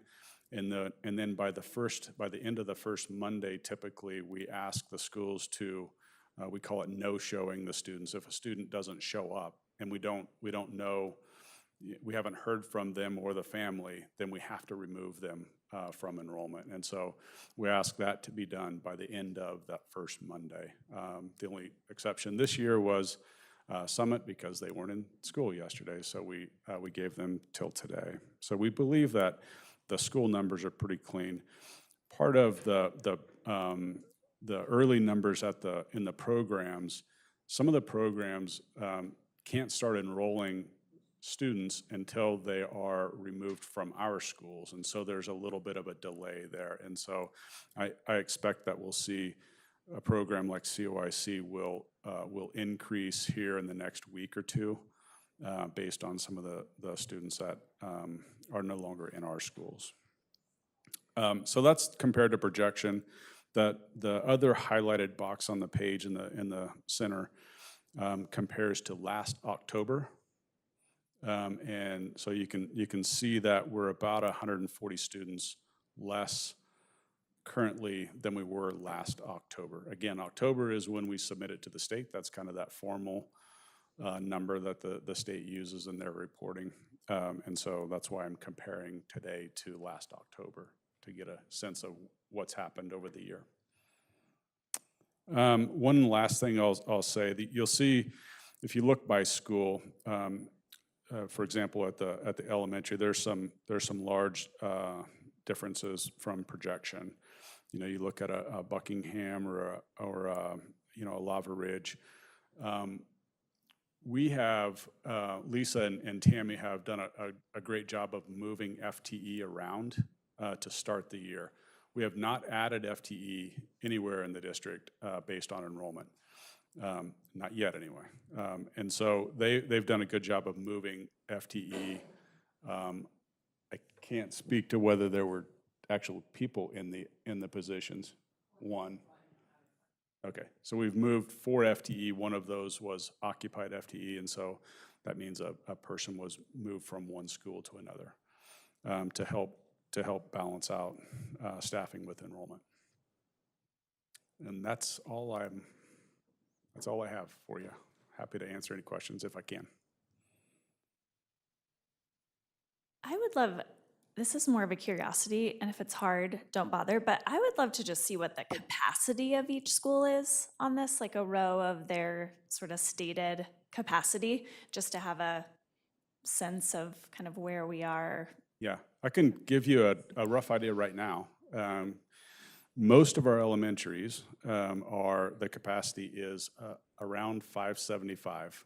And I say around because in the last few years, we've added some services that are using classrooms more and more. And so we probably have to kind of take a look at each one. But when we built them, the capacity was roughly 575. There are a few, obviously, that are the capacity is smaller, like Innsworth and Roslyn. They're probably at 275 capacity. The middle schools are generally built at 800 capacity. I believe that Pilot Butte, with its design, is a little bit higher than that. I want to say it's close to 900. It might be a little less than that. High schools, we generally build to the 1,500 to 1,600 capacity. Obviously, Bentech Academy and Realms is not built for that capacity, but they're both, I want to say, Bentech Academy is around 200. We believe it could hold. Realms is probably closer to 250 or so. But the other four, and Lapine, I believe, is 550 for capacity. Super helpful, thank you. Yeah, you bet.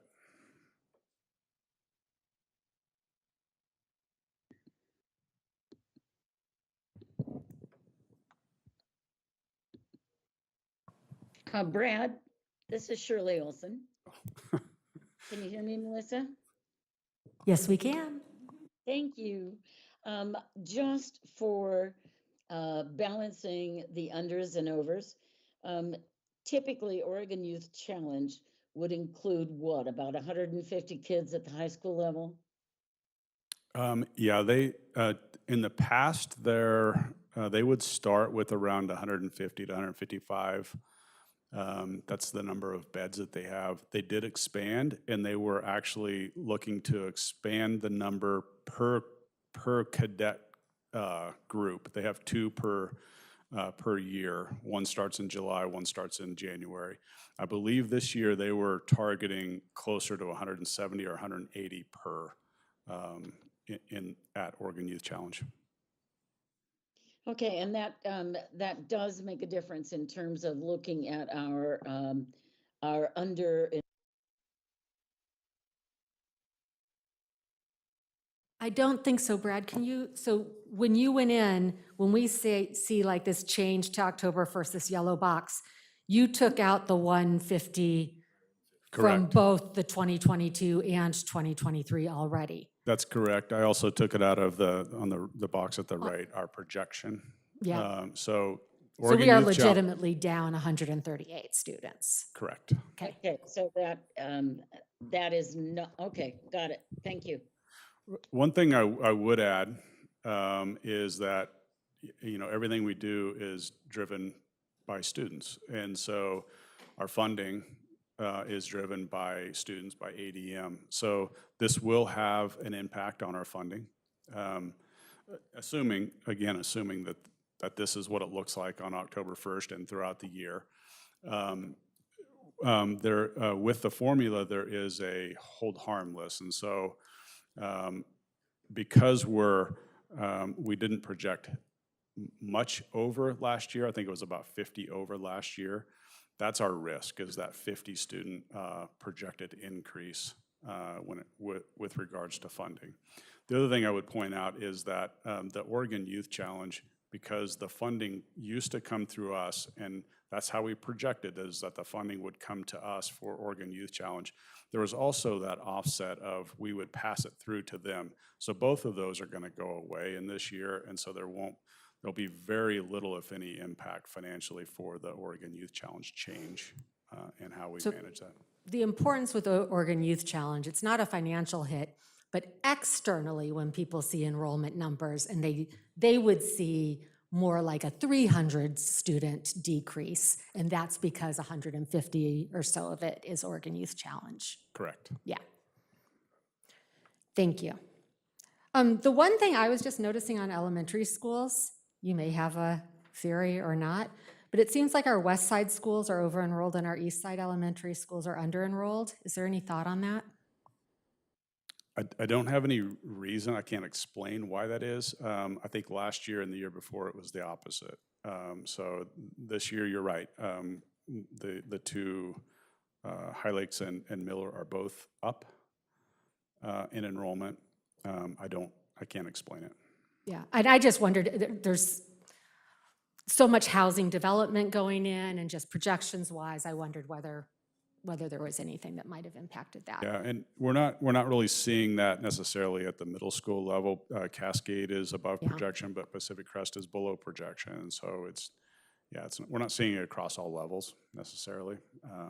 So Right now, I'm putting it down to a one-year anomaly. You know, our projections aren't that specific where we go to every school and say, we know this is how many kids are coming.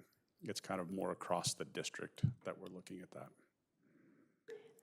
I feel like I ask this every year and I'm never very satisfied with the answer, but for the students who have left our district, do we know anything about where they went, especially in high school? We do have some data. We do not have all, obviously the ones that just don't show up and we never hear from the families, we don't know. There are a lot of places they could have gone and we wouldn't know, but the ones that we do know, can we get a report on that? We have some data. We have, because they typically will ask for records. And so when they do that, we can get some data that says they're going to a different district in the state of Oregon, for example. And the codes that we have to enter say that. So we can get some of the data. We'll pull it and see if it makes sense to share. I mean, it might be missing so much that it just doesn't make sense to share that kind of data, but we certainly can. Yeah, I mean, I'm less curious about if students move completely out of the area, it's probably unrelated to our schools, but if students are moving to a school in a contiguous district or homeschooling or a private school, it might be interesting for us to know. Yeah, I know the ones that go to other Oregon public schools, almost always we get a records request, and so we'll know that.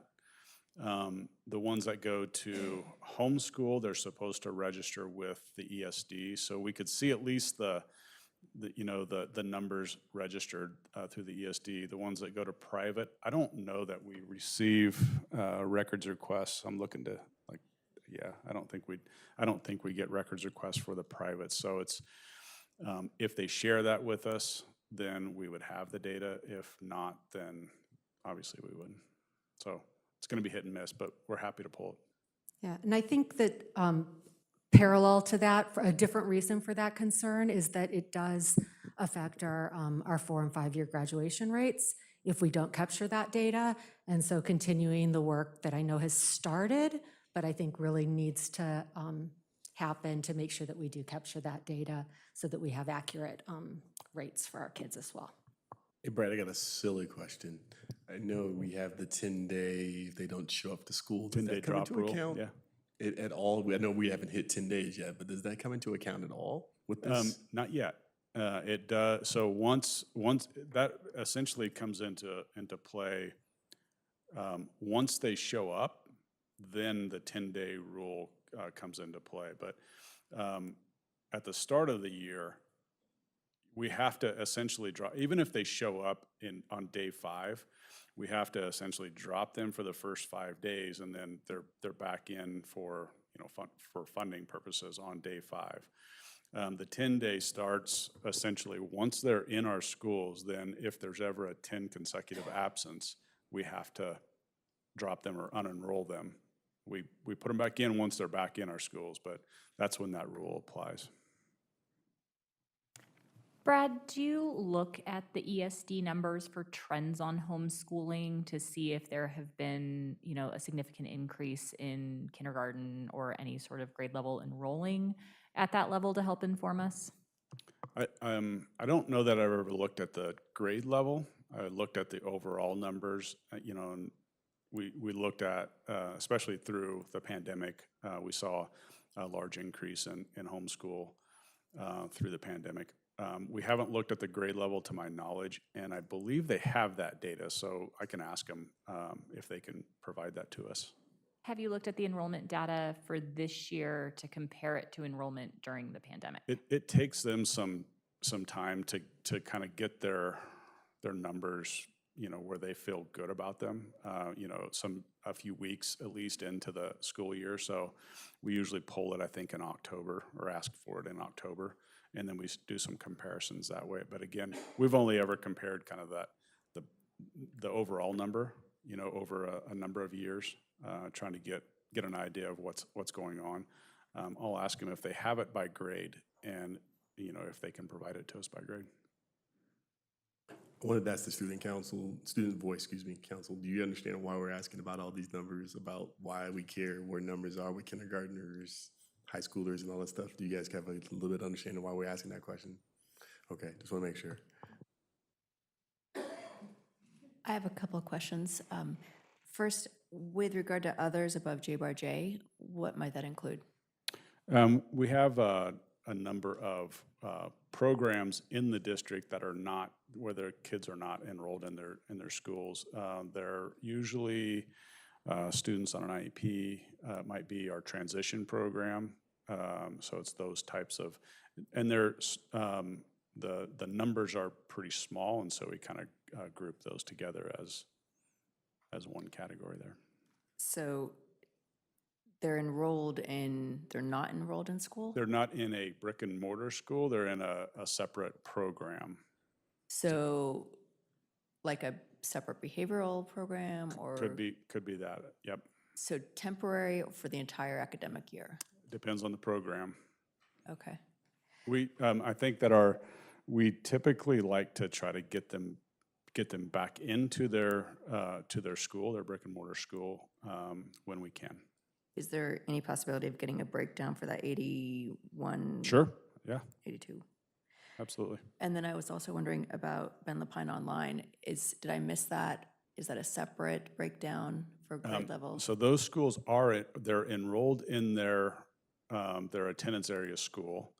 And then it's what we call concurrent, enroll them into Ben Lapine Online. That allows us to serve them with, I believe, with our counselors, from the school and that stuff. So they're tied to their attendance area school. So those students are all in the enrollment numbers in the school. Okay, and some of them may even be attending school and Ben Lapine Online. Yeah, the majority of them do. There's about, we saw a number today that was about 200. It was 175. They're full-time. Yeah, right now so far this year, there's about 175 that are full-time online in that program. Just ballpark, do you have an estimate of what grade levels that breakdown of 175? It was 100 at high school, Cameron, and then it seemed about evenly divided. Yeah, 40 and 35 at Midland. Okay, thank you.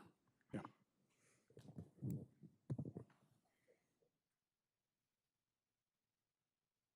Thank you. Can I ask a question? Yes. I was just wondering, because like we do like exchange students, do you count that too? Because they come like either for 2 weeks or a whole semester or a whole year. So do you guys count the exchange students when they come to our schools? I believe the state's rules are that we don't count them for funding purposes.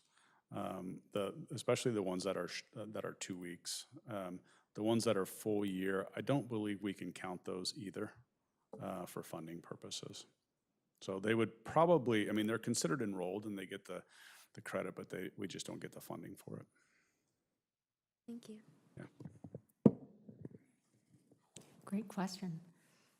All right, we are going to now move into our secondary programs update, item 12B, with Katie Legacy, our Executive Director of High Schools, Stephen Duvall, our Director of College and Career Readiness, and Kinsey Martin, our Executive Director of Policy Advocacy and Equity.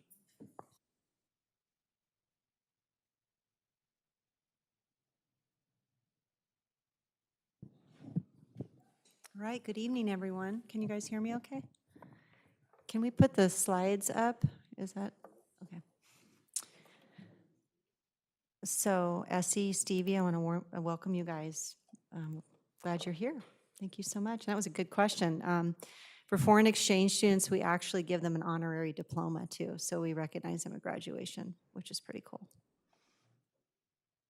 All right, so as Melissa said, I am going to give you an overview. Myself and Kinsey and Stephen Duvall are going to give you an overview of just some data points around our accelerated programming. I think that's the wrong one. And so we're specifically going to highlight advanced placement, international baccalaureate, college dual credit, dual immersion, and career and technical education. So we're going to just share with you a few data points from each of those areas. And for our student voice council, we try and align these reports to the goals that the board has set. And so we have a goal about students having a passion, a purpose, and a plan for their future. And so a lot of this is aligned to that, but we also have one for being engaged and reaching high levels of academic achievement. So this report really touches on 2 of our goals.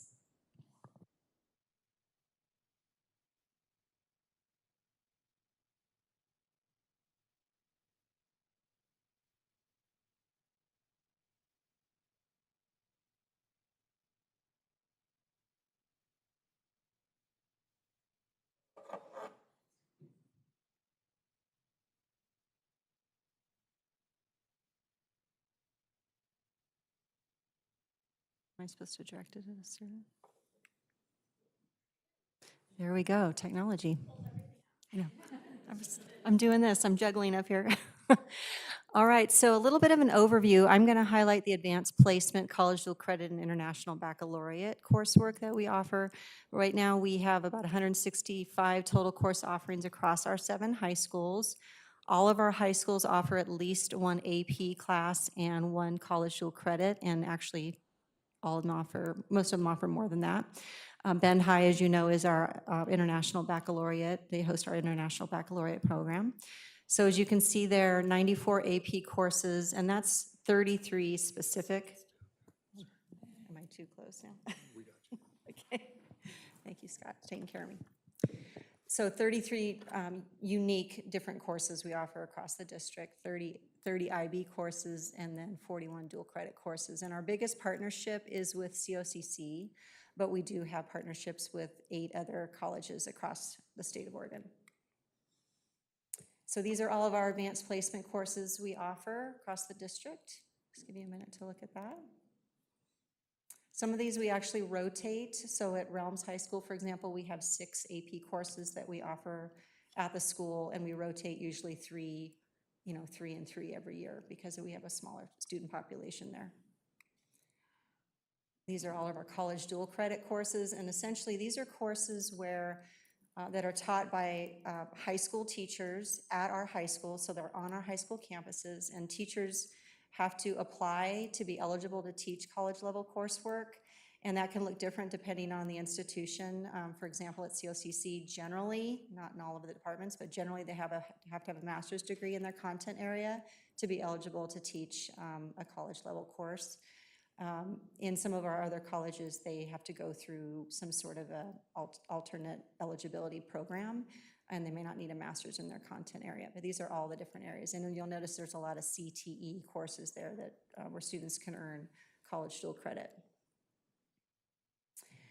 We have a unique situation with all of these AP courses in particular, and we don't do this at every one of our high schools, but there are some situations where students can actually earn college dual credits, 8 specifically, for each semester within each of these AP courses. So what happens is students can choose to sign up for the college dual credit, which can vary. It can be $25 a credit, $10 a credit. Some of our colleges don't charge anything for college dual credit. We really like that. And they can also then take the AP test, so they can earn college credit a couple different ways, either by earning the dual credit or taking the test and getting a 3 or higher. So these are kind of unique situations with these courses. International Baccalaureate, as you can see, several courses we offer through IB, and all of those are at Bend High School.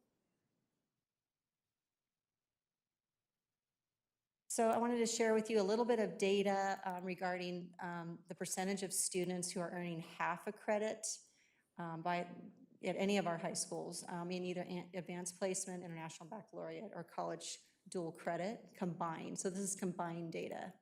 So if you look at the far right, 2022, 23, you look at that, the blue line and then kind of the rust-colored line.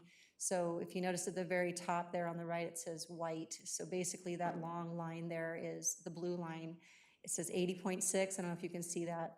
But that basically says that in that school year, 80.6 of the student population, those students were white students. And then if you look to the right, that rust color, 82% of the students who were taking advanced courses were white that particular year. So that's kind of how you read that graphic. If you look at Hispanic, which is the one just to the right there of the white representation, 12.6 of the percentage of the students, all the students, high school students in our district were Hispanic that particular year.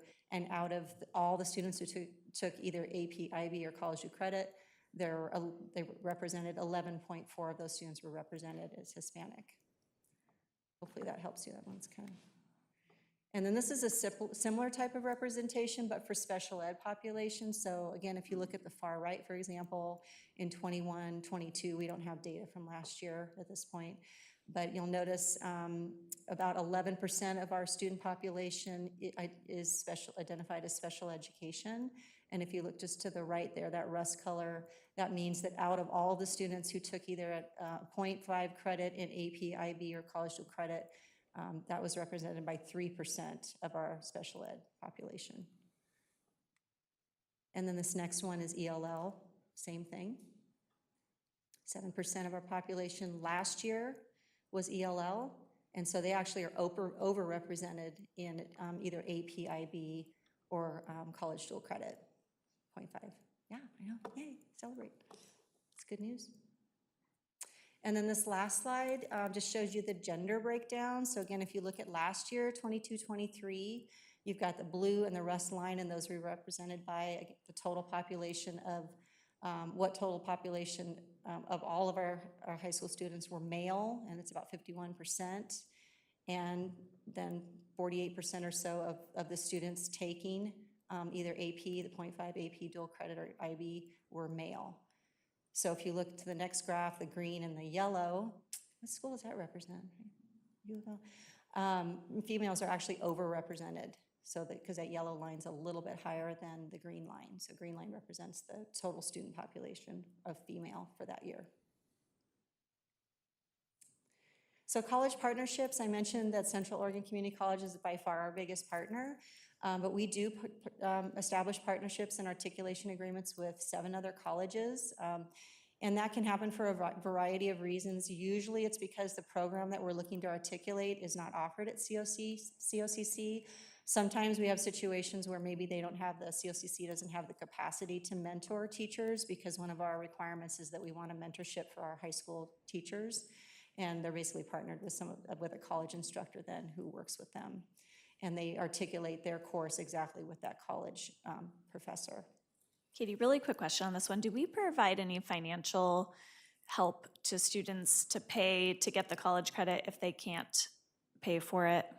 We do. What we've started to do is through Expanded Options. So Expanded Options, in case you're not familiar, it's a statewide program. We allocate money to all of our high schools for students to take courses up at COCC, where they would actually go to the college and take those courses. So each, based on historical data that we have, we allocate a certain amount to every high school based on their student population and so on. And then whatever isn't used, they can use any of that towards helping students pay for College Dual Credit or AP exams. Katie, while you're speaking on that, are these numbers for the Expanded Options represented where in dual credit, or is it represented? We didn't represent them here. Actually, Stephen and I talked about that. We should have added that later, but we didn't add it in the time we. Because I know most of the students who are taking Expanded Option classes identify as Latino, Black, African American, Pacific Islander, mixed race.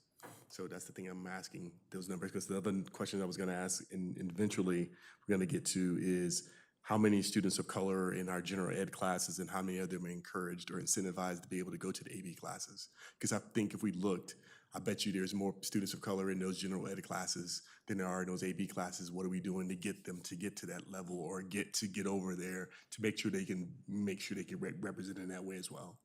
Right. Yeah, that's a really important question. We do have a slide where I'll show you just some of the things that we're trying to do to ensure equitable access for all of our students. And just so you know, for Expanded Options, we did look up the number today, and we have 215 credits that students earned through all of our high schools through Expanded Options. So again, that's a separate program, very important, but the idea is that students take classes on COCC campus, versus the data I'm sharing here is courses that are taken on their high school campuses. So a student can actually earn high school credit and college dual credit at the same time for the same course. Thanks for that question, Marcus. One other question before you keep going. Back to slide 10, I think it was. I don't have the number in front of me. Is it Your this one you're EL talking- population, those are every ELs, right? Or are they actively in ELD right now? I'm not sure. Do you know that? I think it's all of them. I think it includes all of them. Well, I think what's embedded in this, it's ELL, isn't it?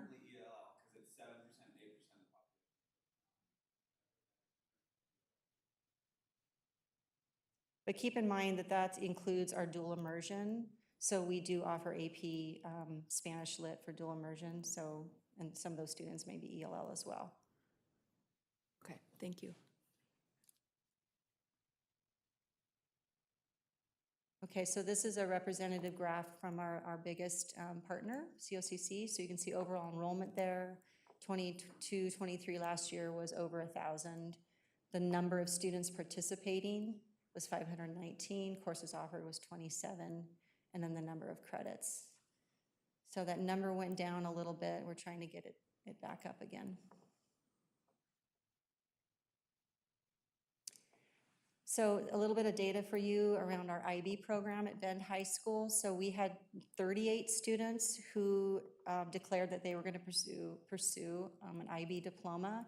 And out of 38, 34 earned the IB diploma, which is very strong. So 89.5% there. Average test score, you can see, just kind of read through that data. I want to highlight the bottom section there, classes and teachers who are exceeding the world average. That's several teachers there from Bend High School who teach those particular IB courses who are exceeding the world average for IB in terms of the scores of the students. So that's really outstanding. So here's a little bit of an overview to Marcus's question earlier about outreach and initiatives to foster greater access. So we've really worked to provide more robust information to all of our middle schools surrounding the accelerated programming that's available, and also to current students in our high schools, our 9th and 10th and 11th graders. We do a lot of, and Stephen will talk a little bit about the CTE outreach that we do with our incoming 9th graders. We present in all of our classes about the accelerated options. At some of our high schools, we offer a walkabout course information event, and those are all scheduled right around forecasting time. So getting students to think and ask questions about what's available for them to take. We do have one school, Mountain View High School, which has the Equal Opportunity Schools and Equity Initiative. I know Caldera is interested in joining that next year. And basically that came out of a grant that we had at Mountain View, gosh, probably about 10 years ago. It was with Google and Harvard Education, and it was about a 4-year grant, and the system has just continued at Mountain View. And the idea is to gather information around students who may have the assets to demonstrate and the interest potentially to do well in specifically AP, so it's for AP or IB, and then do an extensive outreach with those students where you have 10 different staff members talking to the students and showing them the data, recommending them, really getting them excited about going into the courses and signing up. But that's just the first part, right? Once you get them in there, you want to retain them and help them be successful. So then there's courses that support the students and so on. It's really a whole systemic approach to equity. That's been very successful at Mountain View, and so we're hoping to expand that. And I know Caldera wants to be on board next year, which is good news. We do a lot of outreach with our future centers, and Kina referred to that term earlier, and all of our formerly known as college and career readiness centers are now called future centers, and those are, as you know, we have school to career coordinators who support and facilitate what happens in those rooms. We do a lot of outreach in the Future Center around accelerated programming and how students can benefit from those programs and those classes. We, as of just a few years ago, we actually have equal access, so there's no admissions or application process to be in any of these programs. Any student can sign up, any student can stay in the program, and that's a good thing, because before we didn't have that, so that's positive. And we also, at Bend High in particular, the team there is exploring adding the career-related program to increase participation and coordination with students taking CTE. Bend High has one of the more robust CTE program options available. And so they're trying to couple that with IB. IB right now is really just academic, and so they want to expand that to CTE. So we're looking into that program now. It's a multi-year exploration, so it's going to be a while. So that's a bit of an overview of AP, IB, and college dual credit. I'm available if you have any questions, and Kinsey's going to come up and talk a little bit about dual immersion. May I ask one quick question? Sure. With regard to Pilot Butte and kids graduating and going on to pursue the IB program at Bend High, I'm curious, and I didn't get the exact stats, but somebody was mentioning to me how low it was of the kids who are pursuing that going on. Do you have those numbers off the top of your head, or do you have any idea why that might be not as high as we'd hoped? It's a good question, though. I'm sure we could find that for you. I think about 60% of the students generally would automatically go to Bend High. It splits between Mountain View and Bend High, and I don't know if that number is particularly lower, that, you know, the 60% slated that way don't go that way. That'd be a good question for us. It was the percentage of kids who go on to Bend High who do not pursue the IB diploma, which was kind of curious to me, given that what Pilot Butte's focus is, or not the entire. Yeah, I was just wondering. Just on the equity front, I'd love to see the slide with the disparities on race and gender, but instead of by year, by high school, at least for the comprehensive high schools, to get a sense of whether the disparities are significantly better or worse at different high schools and what we might be able to learn from that. Good question. When I was just going to ask about the IB program, kind of to Cameron's point, because at Bend High, you know, 9th and 10th grade are not IB. In schools that have a consistent program from middle school all the way through and don't drop off that 9th and 10th year, do you have any idea if we have a better access and continuation into the IB program? Like, do we think we are losing kids because we don't actually have a full IB program? Anecdotally, I wonder about that. I honestly don't know that for sure, but we have talked extensively with the Bend High team around adding it and making it a full comprehensive 6 through 10 program. They did some research on that and actually decided to go more with the CP program I was just talking about, which is more aligned with CTE. They feel like that might draw in more students for them, and it's hard to know if it will or not, but yeah, I don't have hard data on that. Any other questions for me? Katie, I have one other question. This is Shirley. Hi, Shirley. Hi. The percentage of participation, all of that data, can it be compared to the percentage of the population? Does that make sense? My question is, you know, we're reporting on how many of the kids are working on in these particular courses or these particular programs. Is that percentage representative of the percentage of the population of the school? Well, I think that's what the first few slides were trying to demonstrate. Maybe that's not what you're asking, though. Like, for example, one of the earlier slides said the percentage kind of broken down by race.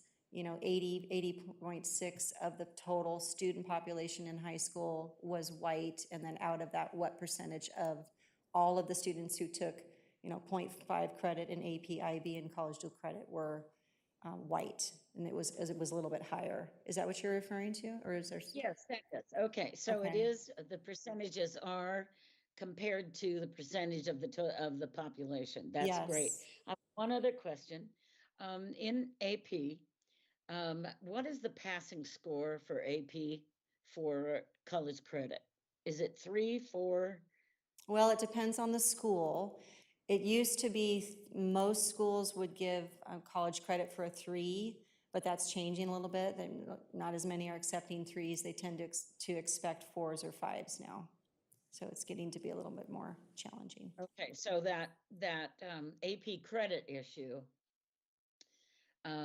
could change in terms of the number of kids who actually get those credits, right?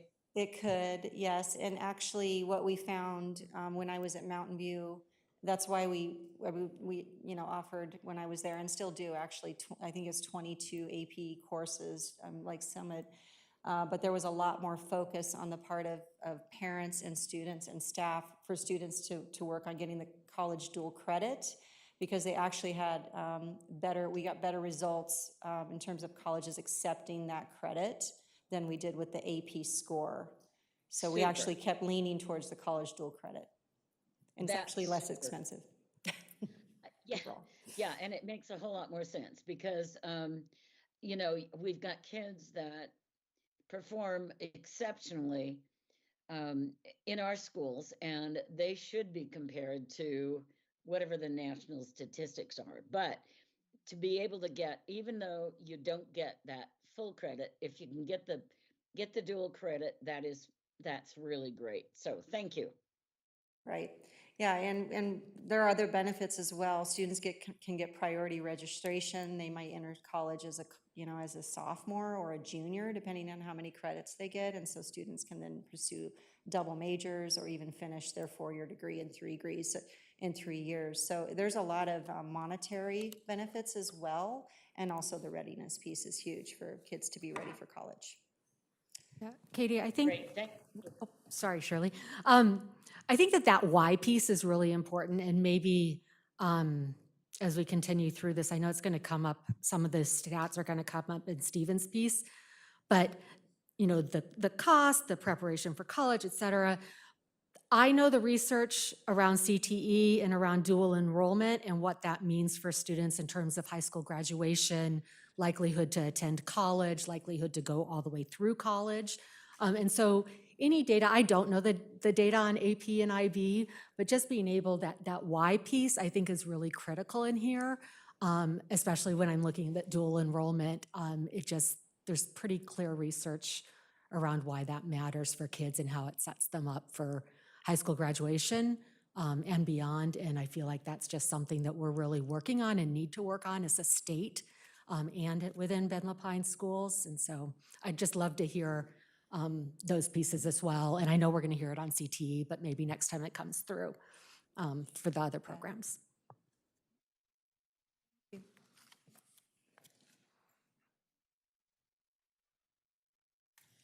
So we just wanted to add a little bit about our dual language immersion program into this conversation. We had a more comprehensive look at the program last winter at some point, and certainly not going to dive into it tonight, but just thinking about how our AP IB dual credit programs and offerings are made available at our secondary sites. Our dual immersion program is a piece of that, of those offerings. So we wanted to just review how it relates specifically to those secondary offerings this evening. So even though, it is a secondary program, but it's unique in that it is K-12, not just 9-12 or 6-12. But we're just gonna zoom in on the secondary portion of it. And the other reason is because we've specifically built the dual language program to intersect with those advanced coursework options. So just a quick glance, as far as gender and ability, there's some demographic information there about students participating in the program. So almost 50-50 gender wise and ability. About 7% of our students in the program have a disability. From a perspective of our students participating by race, this is kind of an interesting conversation. So these are the categories, those are the only categories available that identify students by race on our enrollment documents. And that's not a Ben Lapine choice, that's how we have to report to the state. But that might not be what you think of when you think of racial categories. And so what we find is that it's hard to get a super accurate picture of our students who participate in the program by race based on how we ask for race in enrollment papers. So, so our Asian students, about 1.2% of the program, our students identify as Asian. Hawaiian Pacific Islander, another 1.2%.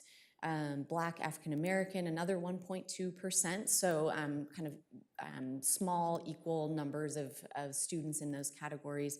And then the next two categories are where it gets even trickier, I would say. So you'll notice that our Latino Hispanic families, as far as their race, they have to pick one of these when they enroll with us. And if they don't, I believe we have to pick one for them, is how that process goes. And so I probably should double check that before I say that in a public meeting, but that's what I was told at some point. So those are the options they can pick from. There is another category that is ethnicity, and that is essentially Hispanic, not Hispanic. But for the purposes of racial demographics, this is what we are using to identify our students. And so we look at this data, but then we try to analyze it with a grain of salt, essentially. And so if you were to just look at straight numbers, you would see American Indian, Alaskan Native, 25% of our dual language immersion program identifies as American Indian, Alaskan Native.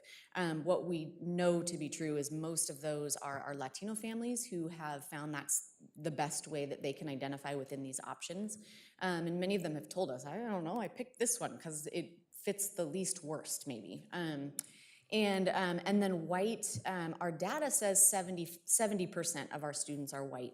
But then when you take within our dual language students who have chosen white as their race, 40% of them are native Spanish speakers who have then selected, most of them, Hispanic as their ethnicity. So those are pretty squishy categories. We do, from a linguistic point of view, we accept 50% into the program of native English speakers and 50% of native Spanish speakers. And we also know that I don't know a family who fits perfectly into one of those boxes most of the time either. And so approximately half of our program is made up of native English speakers, half native Spanish speakers. And then in very loose racial groups, we see about half of our students identify as white, likely based on the categories we can pull, and then a large chunk Indigenous or Latino, and then our other categories at much smaller rates. So that's just a bit about who's in the program. As far as the program relating to advanced coursework currently, we offer a couple of options. We have a translation interpretation course, which is maybe my favorite part of the program so far. It is a course where the students are learning how to take their language skills that they've been developing and their cultural skills they've been developing since kindergarten and start to learn to navigate bilingual linguistic spaces. And it really sets them up to become, if they want to, professional linguists in the medical field or in the education field or in the court system, for example. If they want to pursue those careers. And then we also offer AP Spanish language. We have offered AP Spanish literature as well. And then just to point out some really neat data there, in our current, this last year's AP Spanish language and culture course that our dual language students took, which about 64% of that particular course last year were Latino students. 90% scored a 3 or a higher, compared to 80% of all students across Oregon scoring a 3 or higher. So we're feeling really good about their language skills. And then next year, let me go back. In the future, we're looking at a couple pieces specifically related to both of these. Our translation interpretation course actually falls under our CTE offerings with health occupations, and we're going to be pursuing possibilities for getting students who participate in this course some sort of certificate demonstrating their linguistic skills. Many of them who participate in this course come out of it with more training than some of our regional interpreters who are serving professionally in this Central Oregon region. And so we'd like to get them some initial certification coming out of this coursework as emerging professional linguists. And then we're also looking at modifying our AP structure. We've intentionally dovetailed dual language into AP courses. And what we'd like to do is, and are moving towards, is having AP research be part of the dual language program at the 9th grade level, an AP seminar at the 12th grade level, and then with AP Spanish language, that would get them a full AP capstone by participating in the dual immersion program. So, and knowing that we have large numbers of students of color in our dual language program, we're hoping that will help bolster our advanced coursework participation by different groups of students. So those are some plans. Stay tuned. We'll keep you updated as we move into those next steps. So, sorry, questions before? Thanks, Kinsey. Really exciting and a great program. Quick question on the racial breakdown. It sounds like we're really thoughtful and pretty balanced around the white and Latino and the native English and native Spanish speakers. I'm curious on the Black and Asian. What is our, I don't have it in front of me, if they were both at 1.2 in dual immersion, what is our overall Black and Asian enrollment district-wide, and what are those disparities, and what are you doing to try to get more Black and Asian students into the dual immersion program if there is a disparity? Yeah, they're pretty representative, so there aren't large disparities there as far as our district population and our community. That said, we're always encouraging, just the intercultural competence component of the program is just such a foundational piece that we think it is great for everyone, but certainly for our families of color, we think it's a pretty unique experience too. So always trying to promote that. And then our native languages, which I didn't share, we have native speakers of lots of languages besides English and Spanish. We have Hebrew, Italian, Arabic, and a handful of other languages that are native. So kids coming into the program speaking those other languages are learning English and Spanish at school in addition to those native languages. So continuing to encourage that, and then watching our students with disabilities really carefully and making sure that our families of those students know that this program is for them too, and that the research shows that students with disabilities can be just as successful in a bilingual setting, which is not intuitive to a lot of people. So lots of recruitment, although our numbers aren't off proportionate-wise. So, yeah. Right.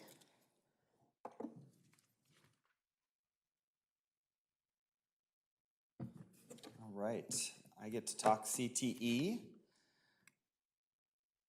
Oops, am I missing one? Nope, that's the first one. Okay, so here is an overview updated this year of the CTE programs offered across our 7 sites. We currently have 34 programs. Some of those programs are offered at multiple sites, so these are the different programs offered at each site. But as you can see, there's a wide variety, and we're working to make these as high quality as possible while also reevaluating each year. Are there opportunities for programs at some of our sites that don't have them to increase opportunities for students? So as I mentioned, there's 34 programs across our 7 sites. All 34 programs, as required by the state, are aligned with community college partners. Some of them are articulated, some of them are aligned. The difference is articulation gives you college credit, but it's not too far off to say that we're working to expand those, because if they're already aligned, the articulation process is a lot quicker because we've already designed our curriculum in conjunction with the community colleges. Of those 34 programs, 12 have what we call industry recognized certifications or credentials. Some of those examples on here are the automotive service excellence, the first aid CPR and the health programs. The American Welding Society offers some really cool certs for our students in welding and metals classes. And our goal, a huge goal for us this year, is to work to expand those certifications from 12 to a bigger number, because as you'll see, we actually get funding back to our programs when we offer industry certifications to our students. One of the neat things that we have that we're expanding this year that relates to CTE and will be directly connected with CTE but doesn't solely reside with CTE is our Youth Career Connect program. This is a partnership with the Central Oregon Intergovernmental Council, or COIC, around internships in our community with businesses. And so what this program does is basically there will be a coordinator that works across our sites, works with businesses in the community, meets with students in our future centers or in our CTE classrooms, and pairs them with opportunities that would interest them. So if I'm a student and I have my 2 afternoons a week that are free, and I'm interested in potentially being a diesel mechanic, we could find an opportunity for them to go work for a company, get an internship, get that real world experience. And so this is a brand new refresh this year. In the past, YCC was through EDCO, and it's been redone under COIC this year. And one of the big things that we're excited about is having these folks come into our CTE classrooms and talk with students who are in those paths about opportunities in our community to get work and intern and paid internships while they're in high school. Some other opportunities for our CTE classes that we're excited about. Every November there's a regional trades fair. If you have the opportunity to go to that, I highly recommend it. It's always at the Redmond Fairgrounds, and they bring in folks from all over Central Oregon and different trades, from medical field to construction to a variety of businesses, financial institutes. But like the highlight, I mean, I would take my kid is that they bring in the big rig equipment that they use and let the kids test it out and try it out, and it's really, really cool. A couple of local RV folks that make RVs in town, bring them there, talk about the process, talk with kids about the jobs at their company. Really cool opportunity. We also partner with STEM Hub, which does a variety of activities within our region and field trips for our students to STEM-related careers. And then we have a really strong partnership with COCC. Most of our CTE programs are aligned with them. And they do a fantastic Health Careers Day.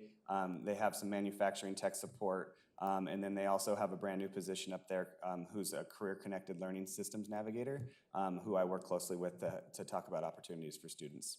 And then another one is we have these neat little opportunities that pop up that we're trying to expand as well, is direct business internship to employment. Mountain View has an amazing metals program, and we worked with Max Manufacturing, which is the metals and manufacturing arm of Kirby Nagelhout. And we created 2 or 3 internships for students in the Metals 4 class. So they started their day at Max Manufacturing, got paid, and then earned the credit through the Metals class. And then one of those students just graduated and was hired directly into that company. And so it's really neat, the things that are happening, and we're trying to expand those opportunities for students.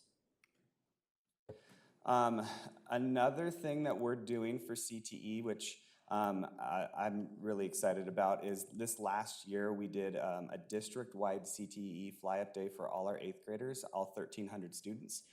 This had been done in little pockets here and there, but for the first time ever, we bussed on 29 buses all 1,300 8th graders to their high school that they were going to after the ACR process was done, so they could go up to their site. And the CTE teachers at each site designed 20 to 30-minute activities where students were doing the hands-on activity in the site. I mean, they were welding with students, they were cooking, making quesadillas, they were doing everything with the hands-on in the site. I don't have quantitative data yet. Our IT team is working on that for me a little bit, but qualitative data from that shows that our counselors saw a huge uptick in 9th graders forecasting for CTE as a result of that day. And I know that some of you were able to stop by last year when we did that, and we plan to continue and do that again this year. So to Melissa's point a little bit earlier around why, we know that when students engage in CTE, that they seem to connect to school with that passion and purpose, and it shows in their ability to graduate. And so from our class of 2022, if a student in our district took just one CTE class, a half a credit, the graduation rate of those students were 90.2%. If those students go on and they take 2 credits in one program, that graduation rate goes all the way up to 93.6%. And so we know that if we get students involved in these programs, they seem to feel like it's a connection and it's their purpose and they love doing it, and it brings them back to school and hopefully keeps them on pace to graduate.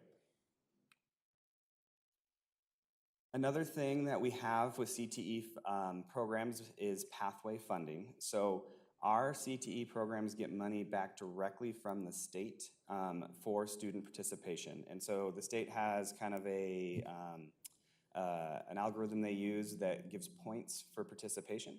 And so 1 point goes to any student who's earned 3 or more credits in a program of study, another point if that student happens to be historically underserved, and then we also get a point for any student that's earned one of those industry recognized credentials that I mentioned earlier, and that's outside of how many credits they've earned. And so if we can give more students opportunities to earn those credentials, they have something in their hand that they can put on their resume, they can go to the next interview and say that I have this, but additionally we win too because we get money back into our programs. And so this is money for our programs to maintenance equipment, buy software, curriculum, whatever they feel is necessary to keep that student engagement high. And so here's a list from last year of those dollars. And as you can see, it's not a small amount that our teachers get to directly have. Our biggest recipient was Bend High's Engineering and Technology program, and $13,000 went directly into that program based on student participation. And so again, we are working to bring those industry credentials up, increase the number of students that participate in CTE, and increase the number of historically underserved students that participate in CTE that will result in more money coming back to our programs. Marcus? How much are we getting per student to be able to participate? Is it based on a particular class, or is it just if, say for instance, is it each individual class they get the money for that in particular class, or is it just for the student? It's for the program. So when we have a program consists of at least 3 credits. Okay. So 3 classes within there. And so for instance, like that second one down, Mountain View's ag classes, there's metals in there, there's veterinary science, there's a bunch of, and so any student that earns credit under that umbrella is calculated in this. And so if they earned 3 credits in that umbrella, that counts towards that program. And the dollars amount changes, it's a set amount of money, and so depending on how big the pot is and how many points are earned, that's how the state divvies it up. Is the number still the same? Because I've heard the number hasn't increased based on the programs. I heard that number needs to go up because talking to a lot of the CE directors, they still have to get supplemental money to continue to make sure they can support what their programs need. So I'd have to check into that. I haven't seen what they're thinking for the dollar amounts this year yet, but I can get that to you. So here's a little breakdown of CTE from the state. What I will say is that the turnaround time is a little on the slower side. And so the latest that was just updated 2 weeks ago is from the year 21-22. And so here are the breakdown of students by race, ethnicity participating. And so I'm going to break down the colors of the bars for you. That dark green on the left are students who have earned a half a credit. So that's a participator. The lime green is what Perkins 4, which used to be the old Perkins, that's students who have basically earned 1 credit in 1 program. It can't be a half credit in culinary and a half credit in automotive. It has to be 1 credit in 1 program. And then the kind of teal color on the far right is the Perkins 5 definition, which is 2 credits in 1 program. And so you can see the breakdown of our overall population on the far left, and then you'll see the breakdown by race, ethnicity as you go across. If it's blank, then the N, or the number of students that participated, wasn't statistically relevant enough for the state to be able to put data out. There's race. Here is a trend line over time, which is basically that last graph you saw, but mapped over a year with each one. So as you can kind of see, that dark blue line is really aligned with the teal line of white because our majority of our population is white, but this kind of gives you a trend line of the overall population versus the demographic by race, ethnicity. Then we have the same data for students who are on an IEP in high school. And so as you can see, for instance, the overall students that participated in CTE for a half credit was 78%, that dark green on the far left. You go all the way over to had an IEP in high school, 69% of students who had IEPs participated in a half a credit of CTE. Here's that same chart over time. So actually students with IEPs were actually outperforming up until 21, 22, and we see a dive there. And so that's something that I want to keep an eye on and pay attention to as we move forward. Students ELL, this gives current and former. So our current ELLs in terms of a half a credit are right at kind of what our overall population is, but then when you start thinking about 1 or 2 credits in a program, then there's a little bit of a drop off there. Participation over time by current, former, and never. So you can see that the current ELL population is starting to grow, which is encouraging. And then here is the male, female, non-binary. For this purposes of the state, it groups female and non-binary in the same group. And so as you can see that it's the state's way of defining it. I asked on it, and I'm still looking for an answer on that one, but they group them together. And so you can see with CTE that our males are outperforming our females in terms of participation in the programs. So that's also an area we want to make sure that our female students feel like CTE is for them as well. Pretty steady in terms of those gaps. I have a quick question. Yes, Cameron. Any way to anticipate, or do you have an inkling on what this past year's data might look like? I would be guessing. Based on our own internal data, I would say that it's continuing to get better. That I think we'll see more students participating, and we'll see more students from different demographics participating as well. But I don't have like exact numbers yet. I'm just curious, as the years go post-COVID, and access might shift a little bit. Yeah. Yep. So as soon as I start to see some of that data, or can start to see what that looks like, I can definitely get that out to you guys. And then here's another one that I thought was interesting just for the board to see. It is the male, female / non-binary, again grouped together, by program. And so the yellow dots are male students and the blue dots are female or non-binary. And if you look at the gaps, you can see that in engineering systems, for instance, there's a 36% gap in terms of males versus female participation. However, in our business and management, there's a female, the female students are 7% higher than the male students. So we do have some work to do when you think about the fields of engineering and the fields of STEM and what traditionally students have gravitated towards in those. We have some work to do to continue to offer those and make sure that students know that those are for everyone. And I just wanted to close with kind of a CTE story of an individual. We saw a bunch of data, but thinking about one particular student. This is a student down from La Pine who just graduated this last year. Tyler Zimmerman, his dad's actually the welding instructor. They came up from Paradise, California after the fires destroyed their town. Matt is a A+ phenomenal welding instructor who I would want to sit in his class now. But Tyler was his son, and Tyler, obviously being around his dad, took full advantage of the metals program at La Pine High School. Tyler received several certificates and became a program completer for La Pine High School. He just recently was working in Reno, Nevada as a welding apprentice and is going to move forward attending Western Welding Academy in Wyoming, and he has a career path with a high-wage, high-skill job laid out in front of him directly related to his participation in our program down at La Pine. A quote from Tyler is that this program helped me focus on my dream while still in school and bettering my skills. Having my dad there to teach me along the way meant a lot. I am really proud of the welding program for helping kids find their passion and getting us prepared for careers with certifications that we can use. And so I think Tyler is just a great example of what we go for when we try to think about connecting students with CTE. And I just close with that in these last 2 years that I've been in this role, I've seen a really big shift in terms of the mindsets around CTE in our schools and our community.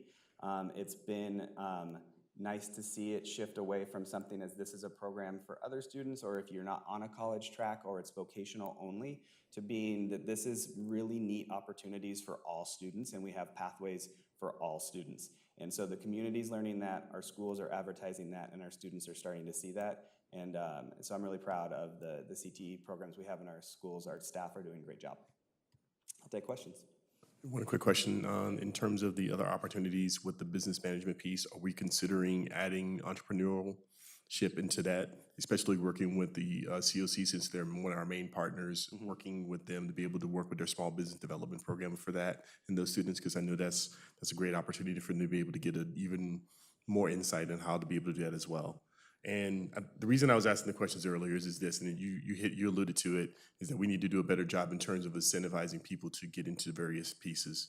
You know, and that's the thing I would love to be able to hear. How are we incentivizing the young ladies, non-binary, as well as the students of color, and like you said, who unrepresented areas to be able to be a part of this? Would love to see what we're doing to make sure they understand the importance of why, especially with automation and all the different pieces that are coming about. So I just wanted to just make sure we can see what that's going to happen in that regard. Yeah, so on the first one, our business is a big umbrella, and so the flair that programs take can vary from school to school. For instance, Lapine has historically had a big hospitality aspect to the business and connected to Sun River. Others move more towards that finance piece of business, but they are articulated with, some of them are articulated, they are aligned with COCC, and I think it's Vince up there. And so we are open to continuing and looking for other opportunities like the entrepreneurship. As far as what we're doing, I think the Fly Up Day was a good start to make sure that students see themselves in those spaces. I will say that we have some outstanding teachers doing a great job recruiting.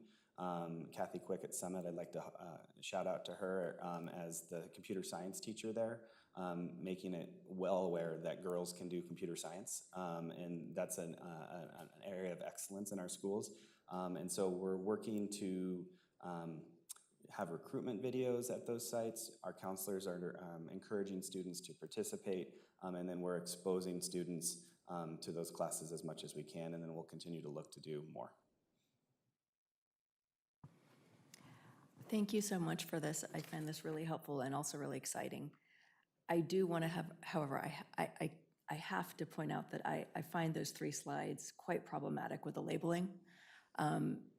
Actually, I find it unacceptable.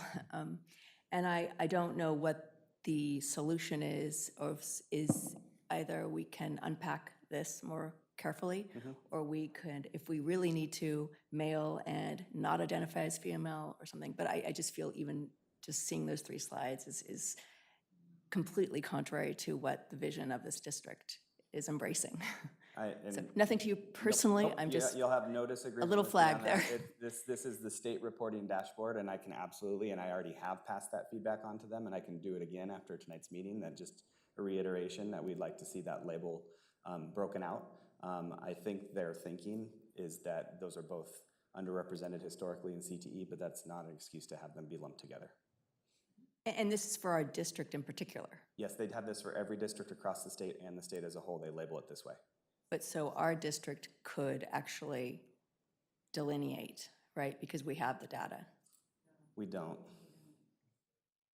Why do we not have the breakdown of our participation rates? We have, so the non-binary data, we have the number of students from the last, I can't remember, 2 or 3 years, but before that we didn't have that as a stat. We do not have this last year's set of data done yet, and so we're waiting on that. I will say that our IT team's data and the state's data has a little bit of difference, and so we're looking into why there's a different number there, so I wouldn't feel that our data is 100% in Got line it. with what the state has. Okay, got it, thank you. 2 quick questions. One is, none of you mentioned staffing ever, so I'm assuming it's not an issue, but just curious if we struggle with staffing around CTE or AP or IB. And then Good question. I would Or say BI, that yeah. depending on the field in CTE, it can be difficult to find staff. I will say that our programs are fully staffed, and we've been able to find great people that do these programs.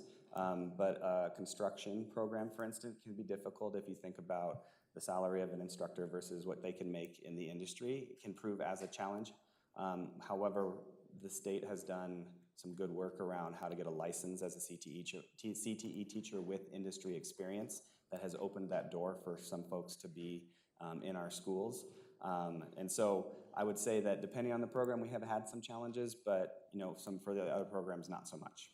And Carrie, I'd add for AP and IB, it follows the same trends as the subject areas, so advanced science, whether it's AP physics, IB physics, or physics. Just physics, yeah. It's, so that's where we see in those AP and IB Okay, classes. because does it require additional certification to teach? Not a certification, but they are required to take training, initial training, all the AP and IB teachers. Okay, and then one of my goals this year is to keep an eye on both equity and excellence in every conversation. I feel like we got a lot of equity data. We got some really good excellence data around the students who do participate, particularly in like AP and IB and DI, are doing really well. I don't feel like I got a good sense of how our district is doing around the percentage of our students that are participating in these programs compared to, I don't know, other districts in Oregon, nationally. Like, I think there was like 500 or so students took AP courses out of, I don't know, 5,000. What is that percentage? How are we doing just at the percentage of students that are participating in excellent high-level coursework compared to comparable districts or the nation or something like that? We have the ability for CTE to compare to other districts in the state. And I can say that we're growing, but we have some work to do to catch up to some of our neighboring districts like Crook County or Redmond in terms of the number of students participating. Coming by data that's AP, IB, dual credit might be a little trickier, trying to find where we could get that data from other districts, but that's something we can look into for you. One of the things that we're also interested in is just the number of students taking AP exams and how they're scoring and what's their average score over time. And as we just start tracking that data and having that system of built-in reporting, just so that we can see trends of how our own path is at this point. I think that's our starting place, is just to getting that established as a measure that we're interested in, as a point of tracking for not just engagement and involvement, but how many kids are doing well, and the staff that are helping our students to do well. I would make a quick plug, if we're going to do comparison data around CTE, that we focus on the high wage, high skill, because I know that we're looking at quality in evaluating our existing programs and where we want to grow and maybe trim back. And so, yeah, I just focus there. And one quick commercial, Kirby Nagelhout is also the construction firm that is helping us with Bend High. And so we're building a workforce that is serving this community when we talk about who those partners are with.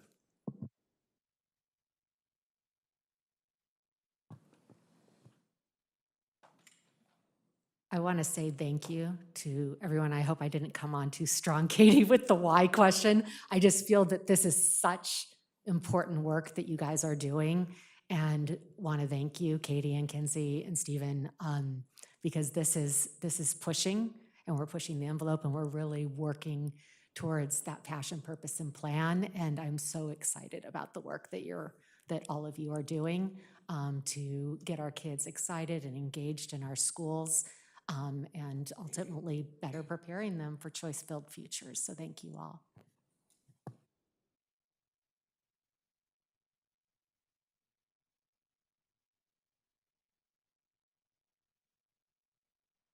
I have to exit full screen here real quick. Oh, our students left. I was just going to say we didn't get to hear They from our students. did. I made a couple of notes. I'm going to talk to Steve about agenda later, but some notes for myself.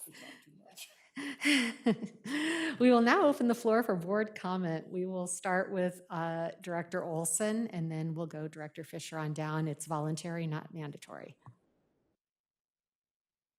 Director Olson, do you have any board comment?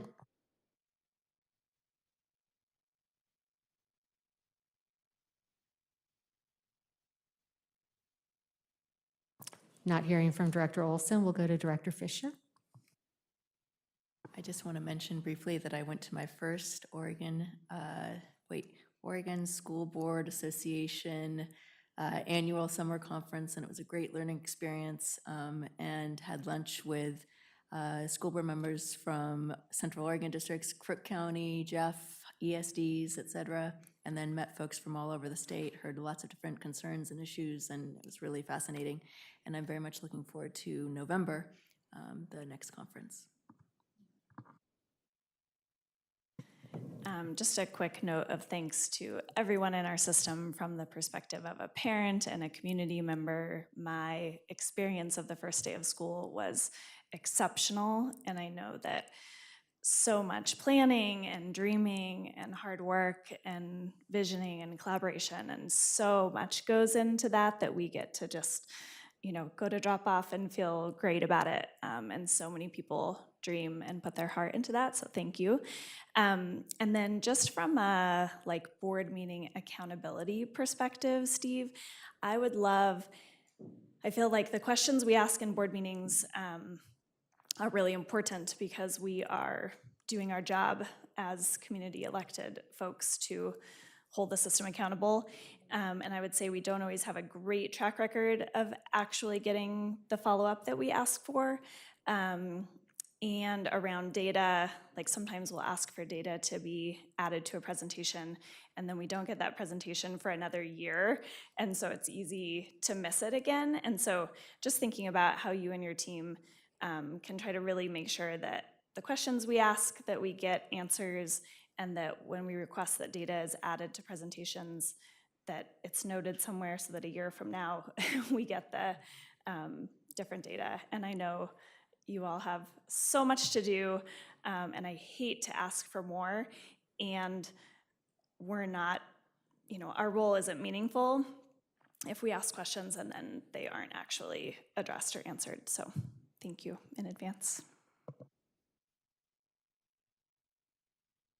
Nothing for me, just, nothing for me. Just an appreciation for all the work that has gone into starting this year. And I know my family has said we are very optimistic and feel this is going to be a great year. And I hope all of that comes to fruition. And I hope, those people who are doing the work in the buildings are as passionate and optimistic as I am at this moment, because our students deserve it and we deserve it for our own mental health as adults. Thank you. I have three quick appreciations. I wanted to appreciate Scott Mabin for all of the work that has gone into the launching of the school, and just the communications have been so positive, and I have heard so much positive feedback from schools, from community members, et cetera. We heard it tonight in public comments, so thank you very much for all of your work. I also want to appreciate Steve Heron. We open schools with staff in the buildings, and the crunch that happens in these last few months and weeks is considerable. Steve, thank you for leading our human resources ship. And then third, I do want to echo what Superintendent Cook stated, and really appreciate the Bend PD department. I feel like we really took last year as a learning opportunity, and it showed in the response to the Summit High situation. And so thank you to all. Our next meeting is a work session scheduled for September 26th, and our next regular business meeting is scheduled for October 10th at Lapine High School. With that said, this meeting is adjourned.